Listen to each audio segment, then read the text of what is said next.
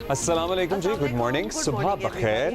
And Abdullah, सुना है कि आपने बड़ा मुझे मिस किया है, कल पहला दिन था। लेकिन आपको पता है कि हमारे व्यूअर्स पता होता है उन्हें कि हम में से कोई व्यूअर्स ने ही मुझे लिखा है, कोई एक अगर ना हो तो वो हमें ज़रा ज़्यादा इंगेजिंग मैसेजेस भेजना शुरू कर देते हैं। वीडियोस इवन हमें लोगों ने बना बना के भेजी कि उनकी न्यू ईयर नाइट कैसे गुजरी और नए साल के लिए उनकी क्या ख्वाहिशात हैं, क्या रेजोल्यूशंस हैं, क्या तमन्नाएं हैं। और हमने इसी दुआ के साथ नए साल का आगाज़ किया कि आपकी जो भी दिली ख्वाहिश है वो पूरी हो जाए। और जो आपकी रेजोल्यूशंस है ना, आज से शुरू कर दें, क्योंकि वो फिर वही होता है कि पिछले हफ्ते तक हम आपको याद दिला रहे थे कि कुछ मिस हो गया है, तो मंडे पे नहीं डालना, बिल्कुल आगे नहीं डालना। और इस साल हम सारे मिल के अपनी रेजोल्यूशंस को स्टार्ट कर देंगे, पक्का करेंगे और इंशाल्लाह पूरा भी करेंगे। ब्रीफली क्विकली मैं बात कर लूँ, more than almost 30% of our population is almost diabetic or pre-diabetic. So ये हमें very alarming number. That is a very alarming number and हमें 2026 में ये अहद करना है, क्योंकि हम शायद दुनिया में सबसे ज़्यादा और हम कितना ये दुनिया में सबसे ज़्यादा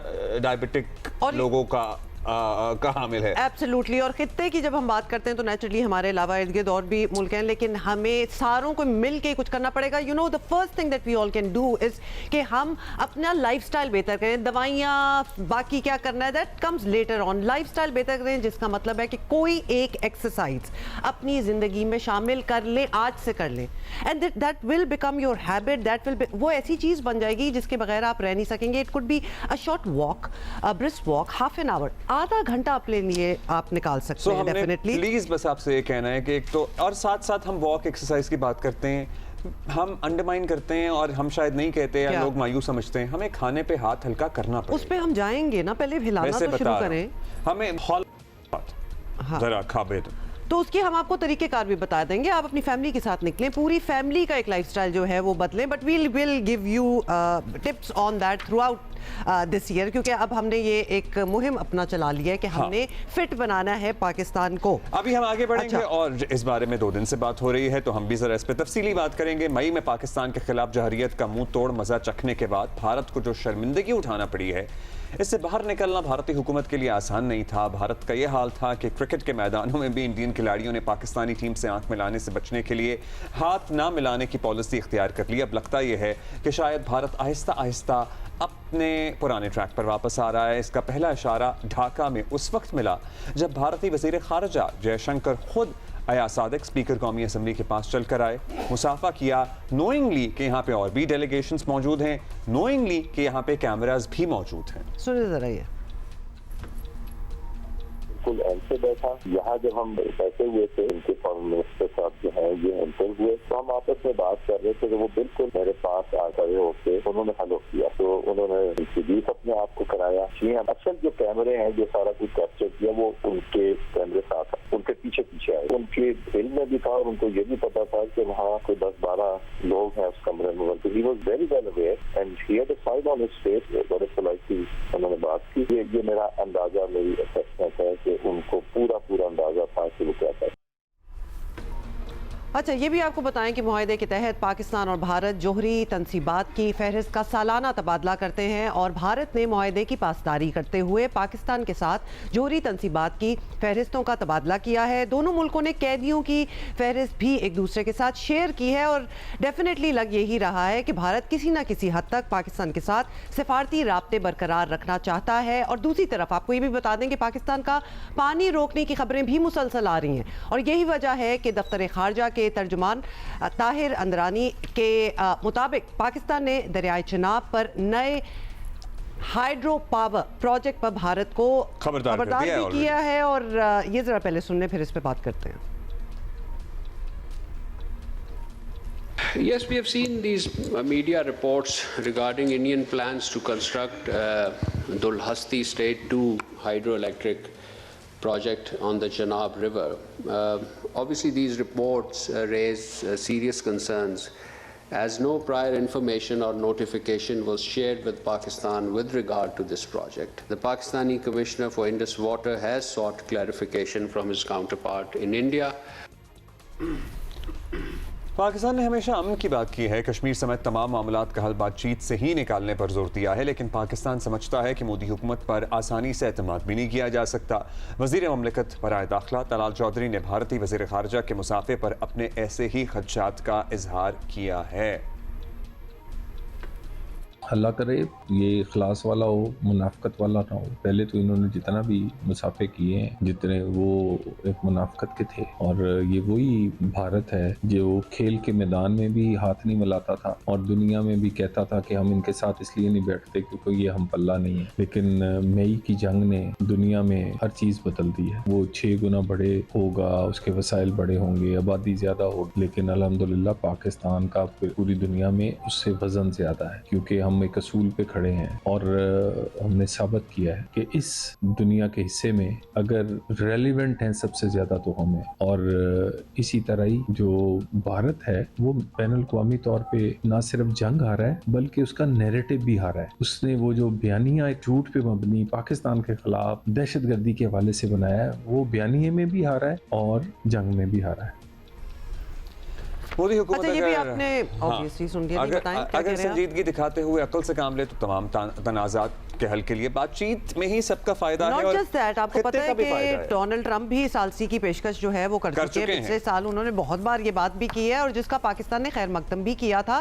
पाकिस्तान ने तो मई में आपको याद होगा कि भारत को बहुत साफ तौर पर बताया था कि पाकिस्तान का बाजू मरोड़ने की कोशिश उसे कितनी महंगी पड़ सकती है, और एक्चुअली जितनी डिप्लोमेटिक आइसोलेशन मिली है इंडिया को थ्रू आउट आफ्टर में एक्चुअली, तो उससे इस बात का बड़ा अच्छी तरह अंदाजा भी हो जाता है। डिप्लोमेटिक रिकग्निशन मिली है पाकिस्तान को, उसका हमें भी अंदाजा वो ज्यादा वैसे तकलीफ है उनके लिए। अच्छा जी, इसी पे जरा बात करते हैं। हमारे नुमाइंदा खुसूसी इस्लामाबाद से हमारे साथ खुसूसी तौर पर मौजूद हैं यहाँ पे physically in Karachi studio, Ejaz Syed, welcome to Karachi. इनसे बात करेंगे इस्लामाबाद में डिप्लोमेटिक सर्कल्स इसको किस तरह ट्रांसलेट कर रहे हैं। जाहिर है एजाज पर्टिकुलरली पाक भारत ताल्लुकात को बरसों से कवर करते आए हैं, भारत भी कई मरतबा गए हैं फॉर न्यूज़ कवरेज इवेंट्स। लेकिन एजाज हमारे साथ ही हैं और डॉक्टर मलीहा लोधी ने भी हमें ज्वाइन किया। पहले हम उनसे बात कर लेते हैं। डॉक्टर मलीहा लोधी सीनियर सफारतकार हैं, हमारे शो पे हमें बड़ी मदद करती रहती हैं to understand what is going on. Doctor साहबा क्या हाल है आपका? Happy new year.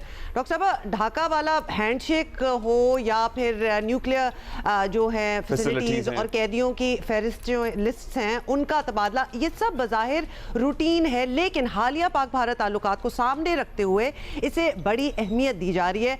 आप समझती हैं कि बर्फ जो है वो, खैर that would be too much to say कि पिघल रही है, लेकिन how would you call this? मैं नहीं समझती कि ये जो डेवलपमेंट्स हुई हैं इससे भारत और पाकिस्तान के दरमियान कोई जो स्टेलमेट है या डेडलॉक है वो टूट रहा है, ख़त्म होते हुए नज़र आ रहा है और ये बर्फ़ पिघल रही है। मेरा ख्याल है हैंडशेक तो एक स्पॉन्टेनियस चीज़ थी, ये तो नहीं थी कि वो कोई प्री प्लान थी या पहले से उसको ऑर्केस्ट्रेट किया गया था, तो उसमें तो मुझे कोई अहमियत नज़र नहीं आती। वो लोग आपस में उन्होंने एक दूसरे को देखा, हाथ मिला लिया, लेकिन उसकी कोई सियासी या सफारती सिग्निफिकेंस नहीं है। जहाँ तक ये लिस्ट्स एक्सचेंज करने का ताल्लुक़ है, जो कि जौहरी फैसिलिटीज़ की लिस्ट्स एक्सचेंज हुई हैं दोनों मुल्कों के दरमियान, ये पिछले 30 साल से ज़्यादा से यही सिलसिला चला आ रहा है और इस साल भी यही हुआ। तो वैसे तो ये मैं समझती हूँ कि खुशाइंद बात है कि इस तरह से ये जो प्रैक्टिस रही है ये ख़त्म नहीं हुई, लेकिन अगेन इसको बहुत ज़्यादा अहमियत नहीं देने की ज़रूरत। इससे ये ज़रूर चीज़ सामने आती है कि दोनों मुल्क चाहते हैं कि उनको ज़िम्मेदार जौहरी पार्स के तौर पे देखा जाए, और इसीलिए ये जो एग्रीमेंट है जिसमें कि दोनों मुल्कों ने कमिट किया है कि वो एक दूसरे की न्यूक्लियर फैसिलिटीज़ को अटैक नहीं करेंगे, उन पे हमला नहीं करेंगे, तो उनकी लिस्टें एक्सचेंज करने से फिर दोनों मुल्क जो हैं इन अ वे वो उस एग्रीमेंट को रीइंफोर्स करते हैं, उसको इंडोर्स करते हैं हर साल। तो ये अच्छी बात है, लेकिन अगर आप ओवरऑल सिचुएशन देखें तो देखें कशीदगी वहीं की वहीं है दोनों मुल्कों के दरमियान। आप कह सकते हैं एक no war no peace situation है जिसमें कि फ्लेयर अप होते रहते हैं, टेंशन्स होते रहते हैं और वॉर ऑफ वर्ड्स भी बार बार मेरा ख्याल है इरप्ट करते हैं। अच्छा डॉक्टर साहब, ज़ाहिर है आपका तजर्बा ज़्यादा है, आप कह रही हैं इसकी सियासी या सफारती अहमियत नहीं है, ये प्री प्लान्ड नहीं था, बस उसी वक्त जैसा माहौल था वैसे हो गया। बसद एहतराम आपसे पूछना चाहता हूँ कि जिन हालात में, जिन दिनों में क्रिकेट टीम्स हाथ ना मिला रही हों, चलें नेशनल टीम्स तो एक तरफ, अंडर 19 बच्चों को हाथ मिलाने की इजाज़त ना हो, वहाँ जयशंकर साहब का ये अमल नोइंगली कि ये यहाँ मौजूद होंगे या दीगर लोग मौजूद होंगे, और अयाज सादिक साहब ने ये क्लियर किया कि मैं अपनी बातों में मसरूफ़ था अपने एम्बेसडर के साथ, और क्योंकि मैं उनके लिए भी और अपने लिए भी कोई ऑकवर्ड मोमेंट नहीं चाहता था। वहाँ भारतीय हुकूमत की मर्जी या ख्वाहिश के बगैर उनका इस तरह चल के आना, कदम बढ़ा के आना, मुसाफा करना, आपको लगता है ये ऐसे ही हो गया, या हम इसे कह सकते हैं कि भारत में प्रॉबली सोच बदल रही है? मैं नहीं समझती कि भारत में कोई सोच बदल रही है। मुझे तो कोई ऐसी चीज़ नहीं नज़र आती जिससे कि ये इंडिकेट हो कि भारत को कोई दिलचस्पी है पाकिस्तान से बातचीत करने की, डायलॉग को रिज्यूम करने की, और ना ही पाकिस्तान की तरफ से कोई इस तरह का इंटरेस्ट है। तो फ़िलहाल तो मैं समझती हूँ कि ये स्टेलमेट रहेगा, बल्कि हाल ही में तो हमने भारत की तरफ से और उनके लीडर्स की तरफ से बहुत ही जाहिराना अग्रेसिव स्टेटमेंट सुनी हैं। उनके डिफेंस मिनिस्टर ने तो कहा कि जी हम तो सिंध के बॉर्डर को भी चेंज कर सकते हैं, और फिर उन्होंने काफ़ी अग्रेसिव किस्म की मिलिट्री ड्रिल्स या मिलिट्री एक्सरसाइजेज भी होल्ड की, और उनका मकसद क्या था? पाकिस्तान को इंटिमिडेट करना। तो मैं नहीं समझती कि कोई ऐसी चीज़ हमें नज़र आ रही है, कोई ऐसी इंडिकेशन है कि वहाँ कोई नरमी आ रही है या चेंज ऑफ हार्ट है। मैं समझती हूँ कि जब तक वज़ीर आज़म नरेंद्र मोदी रहेंगे भारत के सरबराह, तब तक मुझे नहीं नज़र आता कि पाकिस्तान और भारत के दरमियान कशीदगी में कोई ख़ास सब्सटैंशियल कमी होगी। अच्छा, change of heart would be doctor साहब too much, may be it could be a tactical move, it could be anything, क्योंकि जयशंकर खुद भी उनकी जो पर्सनैलिटी टाइप है, जब उन्होंने yes he just wouldn't do anything out of the ordinary. In any case, अब अगर ये गुमान रखें कि पाकिस्तान और इंडिया जो है वो ताल्लुकात में बेहतरी चाहते हैं अगर, तो अगला मुमकिन स्टेप क्या होगा? किसे क्या करना चाहिए? मैं नहीं समझती कि दोनों मुल्कों में कोई दिलचस्पी है, जैसे मैंने पहले भी अर्ज़ किया, मुज़ाकरात शुरू करने की। फ़िलहाल तो मैं समझती हूँ कि दोनों मुल्क अपनी पोजीशन पे बरकरार हैं, कायम हैं, और इंडिया की तरफ से ही बल्कि हमने देखा है पिछले चंद महीनों में कि किस किस्म के वो अग्रेसिव बिलिजरेंट स्टेटमेंट्स जो हैं वो देते रहे, और साथ साथ ये भी रिपोर्ट्स आ रही हैं कि इंडिया अपना जो आर्सेनल है, अपने जो आर्म्स हैं, वो और एडवांस्ड आर्म्स लेने के लिए दौड़ में है, और वो एक्वायर कर रहा है एडवांस्ड वेपनरी। सो वो तो अपनी जो फ़ौजी क़ुव्वत है उसको तो ज़्यादा स्ट्रेंथन करने की कोशिश कर रहा है। तो ये तो कोई इससे कोई अमन की अलामत तो नहीं है। तो मैं नहीं समझती कि फ़िलहाल कोई ऐसी चीज़ है। हाँ, ये ज़रूर है कि एक बैक चैनल होना चाहिए दोनों मुल्कों के दरमियान, ताकि अगर कशीदगी बढ़ती है तो उसको कंट्रोल करें, ताकि वो एस्केलेट ना करे, सूरत हाल बिगड़ ना जाए और कोई एक और बुरान ना आ जाए इस खित्ते में। लेकिन इस वक्त उस बैक चैनल में भी दोनों मुल्कों ने कोई दिलचस्पी नहीं दिखाई। मैं समझती हूँ पाकिस्तान फिर भी शायद रज़ामंद हो जाए किसी बैक चैनल का, लेकिन भारत की तरफ से फ़िलहाल कुछ मुल्कों ने कोशिश की है कि भारत को रज़ामंद किया जाए कि बैक चैनल इस्टेब्लिश करें, लेकिन भारत ने उसमें कोई इंटरेस्ट नहीं शो किया। सही, अभी आप कह रही हैं कि दोनों मुल्कों में कोई ऐसा इंटरेस्ट नहीं है और ये बस इसकी इतनी अहमियत नहीं है जो हुआ। डॉक्टर साहबा, लेकिन ज़ाहिर है दीगर जो मसाइल हैं उनकी अहमियत तो है। कश्मीर का मसला है, पानी का मसला है, इन पर मुज़ाकरात कराने की जिम्मेदारी बाय द वे सदर ट्रंप ने भी उठाई थी। तो क्या अमरीकी सदर को ऑफिस आपको लगता है इस सिलसिले में हमारी मदद करेगा? मतलब अगर हम दोनों एक दूसरे के साथ ताल्लुकात बेहतर करने में इंटरेस्ट ना भी शेयर करें, ये लेने को राजी भी होगा इंडिया की साइड से कि नहीं? और अमेरिका का क्या किरदार हो सकता है? Because these are the genuine issues, और पर्टिकुलरली पानी का मसला तो हमारी एग्जिस्टेंस का मसला है। मैं नहीं समझती कि सदर Trump was ever serious about it. वो तो बहुत सारी चीज़ों के बारे में बातें करते रहते हैं, स्टेटमेंट्स देते रहते हैं, लेकिन नहीं। दूसरा ये कि भारत तो तैयार ही नहीं है कि कोई मुल्क, चाहे वो अमेरिका हो या कोई और हो, कि वो मीडिएशन करे इंडिया और पाकिस्तान के दरमियान। सो ये देखें, ये बायलैटरल मामले हैं और इनको बायलैटरल यानी कि बाहमी तौर पे ही इनको एड्रेस करना पड़ेगा किसी पॉइंट पे, मगर वो पॉइंट फ़िलहाल नहीं आया। लेकिन मैं नहीं समझती कि अमेरिका की तरफ से कोई मीडिएशन की कोई ख़ास सीरियस एफर्ट की गई है। बहुत शुक्रिया आपका साहब। आपने कहा कि अमेरिका की तरफ से कोशिश नहीं की गई, लेकिन अगर अमेरिका चाहे तो वैसे कोशिश कर सकता है। और पाकिस्तान ने हमेशा अमेरिका की इस ऑफर को वेलकम किया, ऑल्दो भारत ने हमेशा कहा है कि ये बायलैटरल इश्यूज हैं। लेकिन अगर हम एक दूसरा फरीक है और हम ये चाहते हैं कि बायलैटरली इश्यूज नहीं हल हो रहे और कोई इसकी मीडिएशन कराए, तो फिर ये भी अलबत्ता ये दूसरी बात है कि ट्रंप जो हैं वो याद दिलाते रहते हैं हर मौके पे कि कितने जहाज पाकिस्तान ने गिराए, और ये तो रेटरिक है जो करते हैं। एजाज सैयद हमारे साथ हैं। एजाज, सबसे पहले तो यही बता दें, डॉक्टर मलिहा से जो बात हुई है आपने भी सुनी है, वो नहीं मानती कि this handshake meant anything more than a handshake. लेकिन हम एक उस शख्सियत की बात कर रहे हैं, जयशंकर, जो इन द पास्ट बड़े forceful not just by words but mannerism से भी रहे हैं कि वो क्या कहना चाहते हैं। आपको पता है बड़े एक्सप्रेसिव हैं दैट पे, तो हाथ तो मिला लिया उन्होंने। गोवा गए थे और फिर वो यहाँ आए थे और आपने दोनों ही इवेंट्स कवर किए। सो आप कुछ असेस कर पाए हैं इस मूव को?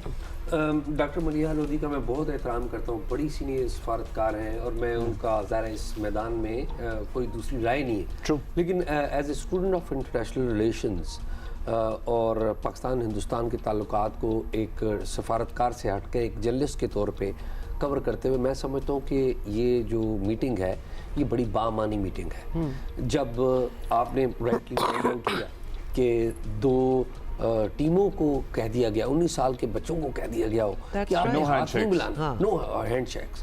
फिर टीम आपकी जीती है तो आप चाहते हैं कि पाकिस्तान के किसी ऑफिशियल से आप ट्रॉफी ना लें। इससे और फिर क्या होगा? ये मेजर क्या होगा? हाँ। लेकिन आप ये देखिए कि पाकिस्तान के दरमियान जो बड़ी जंगें हुई हैं, 71, उससे पहले 65, फिर कारगिल, तमाम बड़ी जंगों के बाद हम टेबल पे बैठे। और अभी आप देखिए हिंदुस्तान और पाकिस्तान की जो 20 और 25 में मई के महीने में हुई है, तो रास्ता जो है हमेशा निकलता है एक इंतहाई सख्त मौक़िफ़ अपनाने के बाद। ये जो छोटे छोटे जेस्चर्स होते हैं इंटरनेशनल फोरम्स के ऊपर, ये एक बड़ी बैठक का रास्ता पेव करने में बड़ा अहम किरदार अदा करते हैं।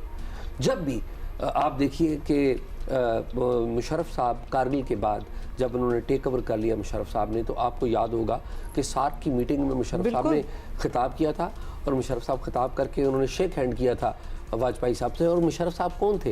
ये हिंदुस्तान के प्राइम मिनिस्टर और हिंदुस्तान के सारे लोग कहते थे कि मुशर्रफ साहब ने हमारे जो आर्मी है, उसे सेना कहते हैं उधर, हमारे सेना के लोगों को मारा है, हम कभी इनको हाथ नहीं।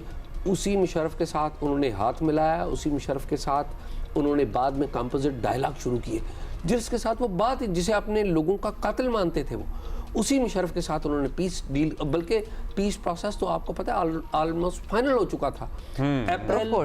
अप्रैल 2007 में तो भारत के प्राइम मिनिस्टर मनमोहन सिंह का पाकिस्तान में आना तय हो गया था, जिसमें फाइनल पीस प्रोसेस साइन हो जाए। That was a big opportunity which both the countries lost because Musharraf साहब के खिलाफ यहाँ पे मार्च में तहरीक 2007 में चल पड़ी थी। तो ये जो छोटे जेस्चर्स होते हैं, ये सफारती एतबार से, सफारत की लेंथ से इनकी कोई अहमियत नहीं, लेकिन ह्यूमन टू ह्यूमन कॉन्टैक्ट के हवाले से ये बहुत अहमियत के हामिल है। जब लड़ाइयाँ हो चुकी हो, कुट्टी हो चुकी हो, आप किसी मर्ग पे जाते हैं, एक दूसरे को देखते हैं और एक फ्रीक जाके चल के आता है और आपसे हाथ मिलाता है, ये ऐसा नहीं है। और फ्रीक भी कौन?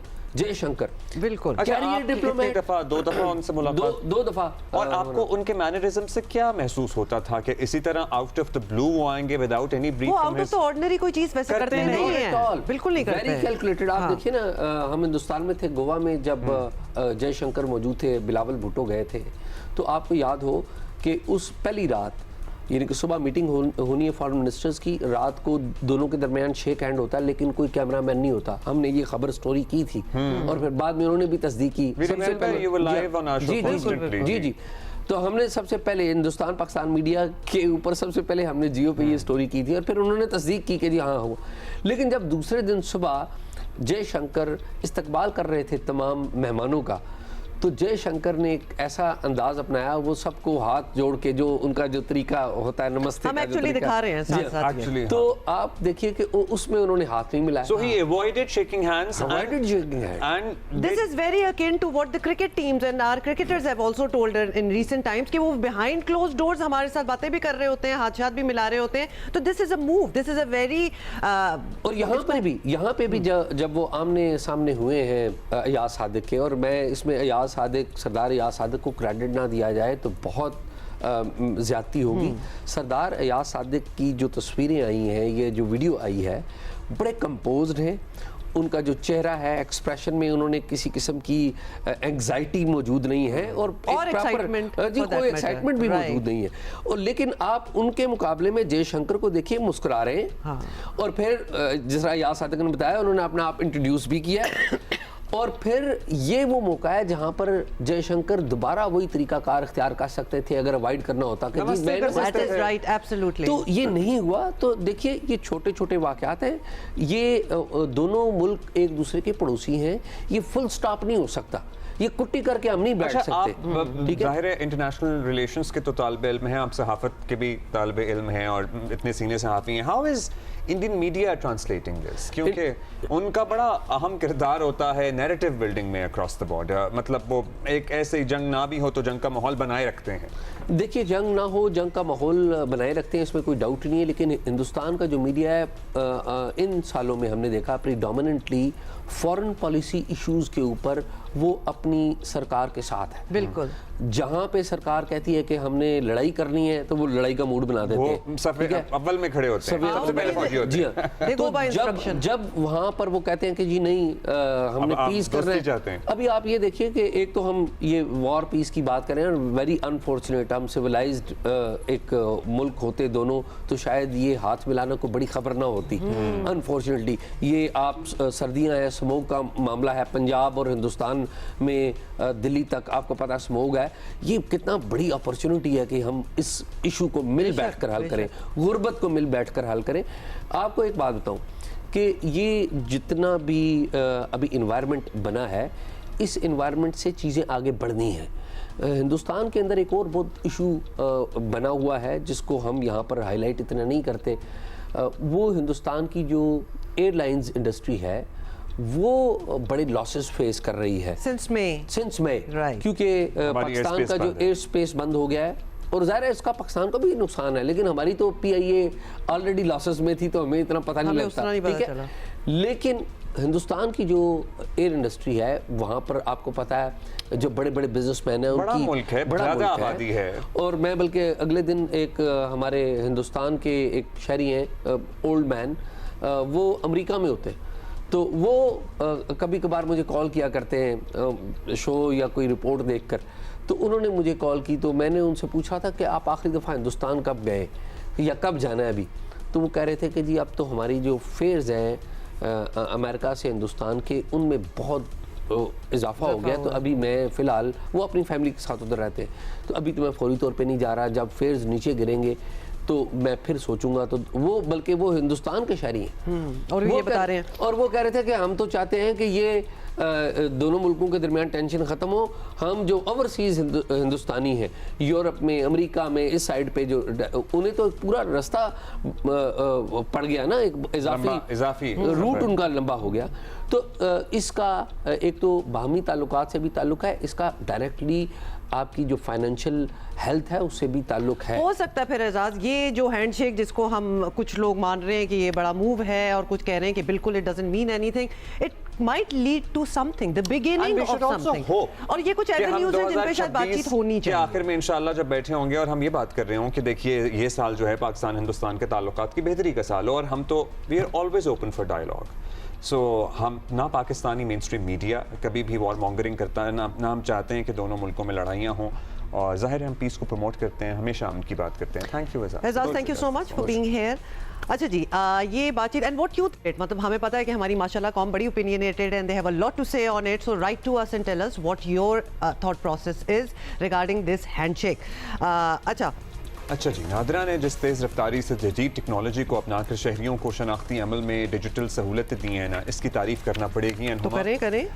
मैं आपको बताऊं, I required an FRC, family registration certificate. वो तो ऑनलाइन हो जाता है, वो ऐप के थ्रू, और हाँ। उसमें मेरे बच्चों के बर्थ सर्टिफिकेट्स पे तस्वीरें नहीं थी। अब वैसे वो भी आ गया है सिलसिला, लेकिन right away I took a picture through an app और उन्होंने मेरे बच्चों की रियल टाइम में तस्वीरों के साथ मुझे विद इन 10 मिनट्स FRC भेज दिया। भाई मैंने फिंगरप्रिंट्स वगैरह वो सब कुछ भी आप घर बैठे ऑनलाइन आप कर सकते हैं। So I also got this certificate, I also needed it for some visa process और something, and this was like ये इन्होंने कुछ अरसे से किया हुआ है। This is also not very, अगर आपकी ऑलरेडी फैमिली है या तस्वीरें वगैरह, बिकॉज FRC में तस्वीरों ना लाजमी है। बच्चों के जो बे फॉर्म्स वगैरह बने हुए हैं उसमें नादरा, मगर सर्टिफिकेट तो है वो नादरा के, अभी बट सो फार उसमें वो तस्वीरें नहीं थी उनकी।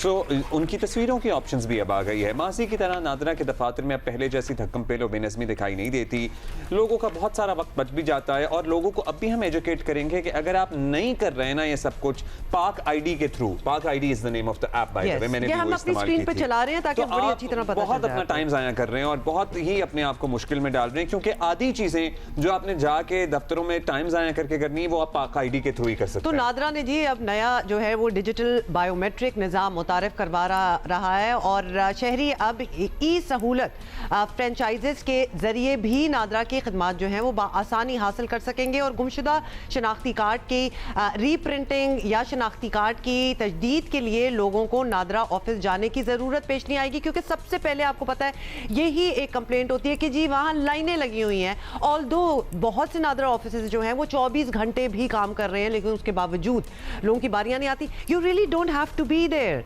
यही हम आपको बताने की कोशिश कर रहे हैं।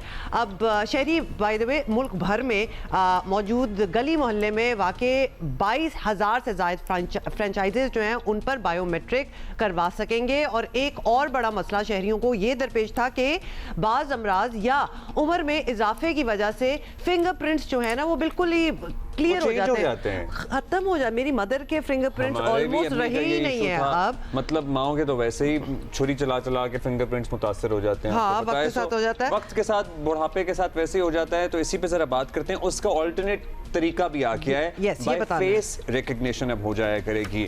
सैयद शबाहत अली हमारे साथ मौजूद हैं, तर्जुमान है नादरा के। बहुत शुक्रिया शबाहत साहब। बताइएगा नादरा का यह नया निज़ाम चेहरे की शनाख्त वाला, पर्टिकुलरली बायोमेट्रिक लाने का ऐलान के चेहरे से आप अपनी शनाख्त करा सकेंगे, इसके पीछे क्या सोच थी और ये कैसे दस्तयाब होगी सहूलत? अस्सलाम वालेकुम। सबसे पहले तो प्रोग्राम में मदऊ करने का बहुत बहुत शुक्रिया। देखिए, बहुत से ऐसे अफराद हैं जिनको उम्र की वजह से, हाथों की मुशक्क़त वाला काम करने की वजह से, स्किन की किसी बीमारी की वजह से, बहुत से ऐसे लोग हैं जिनकी जो उंगलियों के निशानात हैं वो वक्त के साथ साथ घिस जाते हैं। उनको कैप्चर करने में भी मसला आता है और बाज़ औक़ात उनके जो निशानात हैं वो तब्दील हो चुके होते हैं over a period of time. अब ऐसे बहुत से इदारे हैं जैसे कि बैंक्स हैं या मुख्तलिफ प्रोविंशियल गवर्नमेंट के ऐसे इदारे हैं जो लैंड ट्रांसफ़र जहाँ पर आप करते हैं जाके, या गाड़ियों का ट्रांसफ़र करते हैं, वो आपको आपकी फिंगरप्रिंट्स लेकर एक मरतबा उन फिंगरप्रिंट्स को नादरा के सिस्टम के साथ मैच करते हैं। और यहाँ पर वो बाज़ ऐसे अफराद जिनको ये इशू आ रहा होता है वो परेशान हो जाते हैं कि अब क्या करें। वो नादरा वापस जाते हैं, नादरा जाकर अपने फिंगरप्रिंट्स दोबारा देते हैं। बाज़ औक़ात इससे भी प्रॉब्लम उनका सॉर्ट आउट इसलिए नहीं होता कि कैप्चर करने वाली डिवाइस में मसला होता है। अब हमने ये किया है कि वो नादरा के करीबी सेंटर जाएंगे, 20 रुपये फ़ीस देंगे और 20 रुपये फ़ीस देकर उनको एक सर्टिफिकेट मिल जाएगा जो एक जगह एक यूटिलिटी के लिए काफ़ी है, यानी एक ट्रांजैक्शन के लिए वो इस्तेमाल हो सकता है। से फॉर बैंक अकाउंट में इशू आ रहा था तो वो जाएंगे, बैंक उसको ये जो स्लिप है ये ले लेगा, उससे ये सर्टिफिकेट जो है ये ले लेगा। इस सर्टिफिकेट पर आपकी वो तस्वीर भी है जो आज की है और जो नादरा के रिकॉर्ड में तस्वीर थी वो भी है। तो इस तरह आपको फेशियली रिकॉग्नाइज कर लिया जाएगा। सो फेशियली आपको इस तरह से रिकग्निशन मिल जाएगी। अच्छा, ये भी बताइएगा कि नादरा अपने एंड पर तो ऑब्वियसली वेरिफिकेशन कर लेगी, लेकिन मोबाइल फ़ोन ऑपरेटर्स, यूनिवर्सिटीज़, वीज़ों के हसूल के लिए डिपार्टमेंट अलग होते हैं, तो क्या वो भी फौरी तौर पर इस सिस्टम पर आ जाएंगे? बड़ी खूबसूरत बात यह है कि आपके जो सवाल का पहला हिस्सा है उसमें ही जवाब मौजूद है। नादरा ने टेक्नोलॉजी तैयार कर ली है, नादरा ने फैसिलिटी मुतारिफ़ करवा दी है और इसको पाकिस्तान भर के सेंटर्स पे जैसे कि ऑफिशियल एलानिया में कहा गया है 20 जनवरी से ऑनवर्ड इंशाल्लाह ये पूरे पाकिस्तान में अवेलेबल होगा। अब डिपेंड करता है उन डिपार्टमेंट्स के ऊपर। ये जहन में रखिएगा कि आप जब किसी भी ऐसे गवर्नमेंट के या प्राइवेट सेक्टर के दायरे में जाते हैं जो आपका फिंगरप्रिंट लेकर उसको नादरा के रिकॉर्ड के साथ मैच कर रहा होता है, तो इसका मतलब यह है कि वो हमारी जो बायोमेट्रिक वेरिफिकेशन सर्विस है ऑलरेडी उसको अवेल कर रहा है। तो अगर वहाँ पर ये प्रॉब्लम आ रहा है तो ये सर्टिफिकेट वहाँ पर असूलन उनको लेना चाहिए। ताहम इस हवाले से हम तमाम जो इस तरह के महकमे हैं जहाँ पर इनकी कंजम्पशन होती है उनके साथ हम इन टच हैं। हमने उनको बाकायदा अपने इस इक़दाम के मुताल्लिक़ आगाह किया है और इंशाल्लाह इसको बड़े वसी पैमाने पर आप इसकी अच्छा शहबाज साहब, इसके साथ साथ ई सहूलत फ्रेंचाइजेस के ज़रिए शनाख्ती दस्तावेज़ात के इजरा और तस्दीक का प्रोजेक्ट भी ऐलान किया गया। ये आप हमें एक्सप्लेन कर सकते हैं, क्योंकि बाज़ लोगों का कंसर्न ये है कि बड़ी सेंसिटिव इन्फॉर्मेशन होती है। ज़ाहिर है आपके ID कार्ड का कोई गलत इस्तेमाल ना हो जाए, आपकी इन्फॉर्मेशन कहीं किसी के पास गैर ज़रूरी हाथों में ना चली जाए, गैर मुतल्लिक़ अफराद के पास ना चली जाए। इससे सिक्योरिटी कॉम्प्रोमाइज़ होने का खदशा तो नहीं है? आपके पिछले 2 मॉर्निंग शोज़ में जब आपने मुझे इनवाइट किया था तो एक ही सवाल हमने दोनों में शोज़ में आपने मुझसे पूछा था कि कराची और कराची जैसे वो शहर जहां सेंटर्स पे रश बहुत ज़्यादा बढ़ रहा है उसके लिए कोई सोल्यूशन नादरा क्या निकाल रहा है या क्या सोल्यूशन दे पा रहा है। तो हमने आपको मैंने पहले भी बताया था कि हम अपनी मोबाइल एप्लीकेशन के ज़रिए कोशिश कर रहे हैं पढ़े लिखे लोगों को लाने की इस तरफ कि वो अपने रजिस्ट्रेशन नीड्स के लिए इसको इस्तेमाल करें। और अब ये जो इनिशिएटिव है ये भी टारगेटेड है उन पॉपुलेशन पॉकेट्स में, उन जगहों पर जहाँ पर सेंटरों पर रश ज़्यादा है। हम इब्तदाई तौर पर इसको 18 फ्रेंचाइज़ के जो मराकज़ हैं जिनकी लिस्ट हमने ऑलरेडी हमारी वेबसाइट पर भी और हमारे सोशल मीडिया पर भी मौजूद है, वहाँ से हम शुरू करें। कराची, लाहौर और इस्लामाबाद, रावलपिंडी मिलाकर मैं इसको एक शहर काउंट करता हूँ, ऐसे 3 हो जाएंगे। अगर आप अलग अलग गिने तो 4 शहरों से। तो फिर इसके बाद मरहलावार हम देखेंगे इसको हमने कहाँ एक्सपेंड करना है। जहाँ तक आपका सवाल है कि इससे सिक्योरिटी कंप्रोमाइज़ तो नहीं हो जाएगी, तो ये जहन में रखिएगा कि ये वो जो ई सहूलत के मराकज़ हैं यहाँ पर जाकर जब उसने दरख्वास्त देनी है तो उसके कोई पर्टिकुलर्स चेंज नहीं होंगे। उसने अपनी तस्वीर देनी है, अपनी उंगलियों के निशानात देने हैं, उसको पुश किया जाएगा पीछे नादरा के सिस्टम में। नादरा के साथ जब वो मैच हो जाएगा तो दरख्वास्त मौसूल कर ली जाएगी कि ये अप्लाई करने वाला जो दरख्वास्त दहिंदा है ये चाहता है कि इसका कार्ड दोबारा बन जाए। ज़्यादातर इस पर वो लोग अप्लाई करेंगे जिनका कार्ड गुम गया है या एक्सपायर हो गया। अगर उसको अपने पर्टिकुलर्स में कुछ चेंज करवाना है तो वो नादरा सेंटर जाएगा। तो हम इस तरफ से काफ़ी फ़िक्रमंद रहते हैं कि कोई साइबर सिक्योरिटी हमारे लिए एक बड़ा अहम मसला है और इंशाल्लाह इस इक़दाम में इसका पूरा ख्याल रखा गया। ये भी साथ साथ बता दें फाइनली कि, और ये बड़ी इंपॉर्टेंट बात है, लोगों को बड़ा इससे इट मैटर्स टू देम, जब भी हम नादरा या किसी इदारे की नई डिजिटल पॉलिसीज़ पर बात करते हैं तो एक सवाल ये सामने आता है कि नई पॉलिसीज़ तो आ जाती हैं लेकिन अमला और उनका रवैया जो है ख़ास तौर पर वो वही पुराना सरकारी ब्यूरोक्रेसी वाला ही रहता है। तो ये इशू नादरा हुकाम के सामने भी आया होगा, कैसे मैनेज करते हैं? हमारा जो नादरा का अमला है उसके हवाले से मैं पहले भी अर्ज़ कर चुका हूँ और एक दफ़ा फिर आपके प्रोग्राम के तवसत से बताना चाहता हूँ कि मोबाइल के जितने सार्फिन हैं 1777 अपने मोबाइल से डायल करके हमारी हेल्पलाइन पर शिकायत के इंदराज करा सकते हैं। हमारी वेबसाइट है complaints.nadra.gov.pk, इस पर अपनी शिकायत का आप यानी कि इलेक्ट्रॉनिकली इंदराज करवा सकते हैं। ईमेल एड्रेस है CST यानी कस्टमर सर्विसेज डिपार्टमेंट @nadra.gov.pk, इस पे भी इंदराज हो जाता है शिकायत का। सोशल मीडिया पे भी फीडबैक आप हमें दे सकते हैं, लेकिन ये जहन में रखिएगा कि ये जो ई सहूलत वाला मामला है इसमें आपने अपने करीबी जो ई सहूलत फ्रेंचाइज है जो कि ज़्यादातर केसेस में रिटेल स्टोर होगा, कोई करीबी दुकान होगी, वहाँ पर जाकर ये दरख्वास्त देनी है और इंशाल्लाह इसमें आपको कोई मुश्किल नहीं पेश आएगी क्योंकि हम इन तमाम जो भी जिन जगहों पर हम ये सहूलियात दे रहे हैं उन सेंटर्स की बाकायदा ट्रेनिंग कर रहे हैं। शुरू में हमारे अमले का एक आध फ़र्द इसकी निगरानी भी करेगा और फिर इंशाल्लाह ये मामला इस तरह आगे बढ़ेगा। तो ऐसी जो भी शिकायत या जो भी मुश्किलात आती हैं उसकी तजवीज़ आपके जो शिकायत के इंदराज का तरीक़ाकार मैंने बताया है और ये साल के 365 दिन शिकायत दर्ज कराई जा सकती हैं। 48 घंटे के अंदर हम अपने 96% कंप्लेंट्स का अजाला कर लेते हैं। बहुत शुक्रिया आपका सैयद शबाहत अली। एंड हम जाहिर है हम कोताहियाँ तो बहुत आपको पता है नुमाया भी करते हैं, बताते भी हैं और इस मकसद से ही बताते हैं कि उनमें बेहतरी लाई जाए, लेकिन जिस इदारे में ज़मीन आसमान का फ़र्क पड़ा हो उनमें से नादरा सर्टनली एक है। मतलब you know you just remember the old times, कितनी मुश्किल होती थी और किसी भी don't remember the old times, वो बहुत ट्रॉमेटिक होते थे, बहुत ड्रामा होता था किस तरह ये किसकी जिंदा मिसाल भी है कि अगर अफसरान और हुकूमत ये ठान ले कि किसी इदारे को ठीक करना है या उसमें बेहतरी लानी है तो लाई जा सकती है, और लाई भी जा सकती है। Like the times also demand it. Abdullah, हम पीछे नहीं अब रह सकते। सहूलत भी ऑफ कोर्स बहुत बड़ी वजह तो यही है, बट आल्सो अब हम उस एनालॉग स्टेट में तो अब है नहीं ना, अब हम डिजिटल दुनिया में हैं, तो हमें एज इट इज आगे आना ही है। अदरवाइज सर्विस का मयार और सेंटर्स की क्वालिटी एंड सेंटर्स के वक्त और सेंटर्स की तादाद। The good thing is that you have so many ways to complain as well. अगर आपको लग रहा है कि आपका काम नहीं हुआ या फिर कोई चीज आप देख रहे हैं कि उस तरह होनी ही नहीं चाहिए जिस तरह आपको बताई जा रही है, so there are so many ways. 1777 है, उसके अलावा उनकी वेबसाइट्स हैं, complaints.nadra.gov.pk। अगर आपको नहीं भी जरूरत ना, ईमेल है पाक आईडी आपके ऐप स्टोर पे भी दस्तयाब है, आपके प्ले स्टोर पे भी दस्तयाब है, आईफोन एंड्रॉइड हर स्मार्टफोन पे है। सो पाक आईडी की ऐप आप डाउनलोड करें एंड जस्ट एक्सप्लोर इट कि आपको क्या क्या सहूलत वहाँ मिल रही है। अच्छा, ये एक दफ़ा फिर जस्ट फॉर योर कन्वीनियंस एक दफ़ा हम फिर दिखा रहे हैं। सारी बात तो हमने उनसे कर ली है, but this is a very interactive you know उनकी ऐप की। How did I do this? मैंने YouTube पे वीडियो देखी थी कि मुझे क्या क्या करना है। ये भी बड़ी अच्छी बात है क्योंकि पूरा ट्यूटोरियल मिल जाता है आपको कि एक्चुअली आपने करना क्या है। जहाँ फंस गए वहाँ आप देख लें कि how to go about it. और सफेद दीवार तो आपको पता है, पर्दा दीवार नहीं है तो पीछे बेडशीट लगा लें, कुछ भी सफेद बैकग्राउंड। अच्छा, मतलब इजियर हो गया ना, अब you don't even have to go to a photographer और जाके आप तस्वीर लें, मोबाइल से तस्वीर घर पे करें।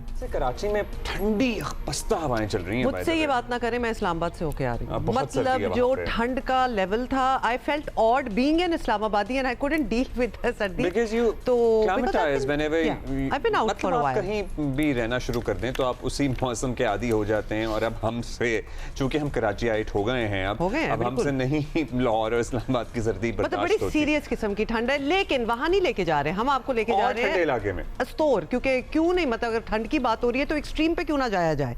तो जी वहाँ वक्फे से अस्तोर में बारिश और बर्फबारी का सिलसिला जो है वो जारी है। और let's go to our correspondent Rafiullah Afridi हमें बता रहे हैं। जी, जिला अस्तोर में गुज़िश्ता 3 रोज़ से वक्फे के साथ बर्फबारी का सिलसिला यहाँ पे जारी है।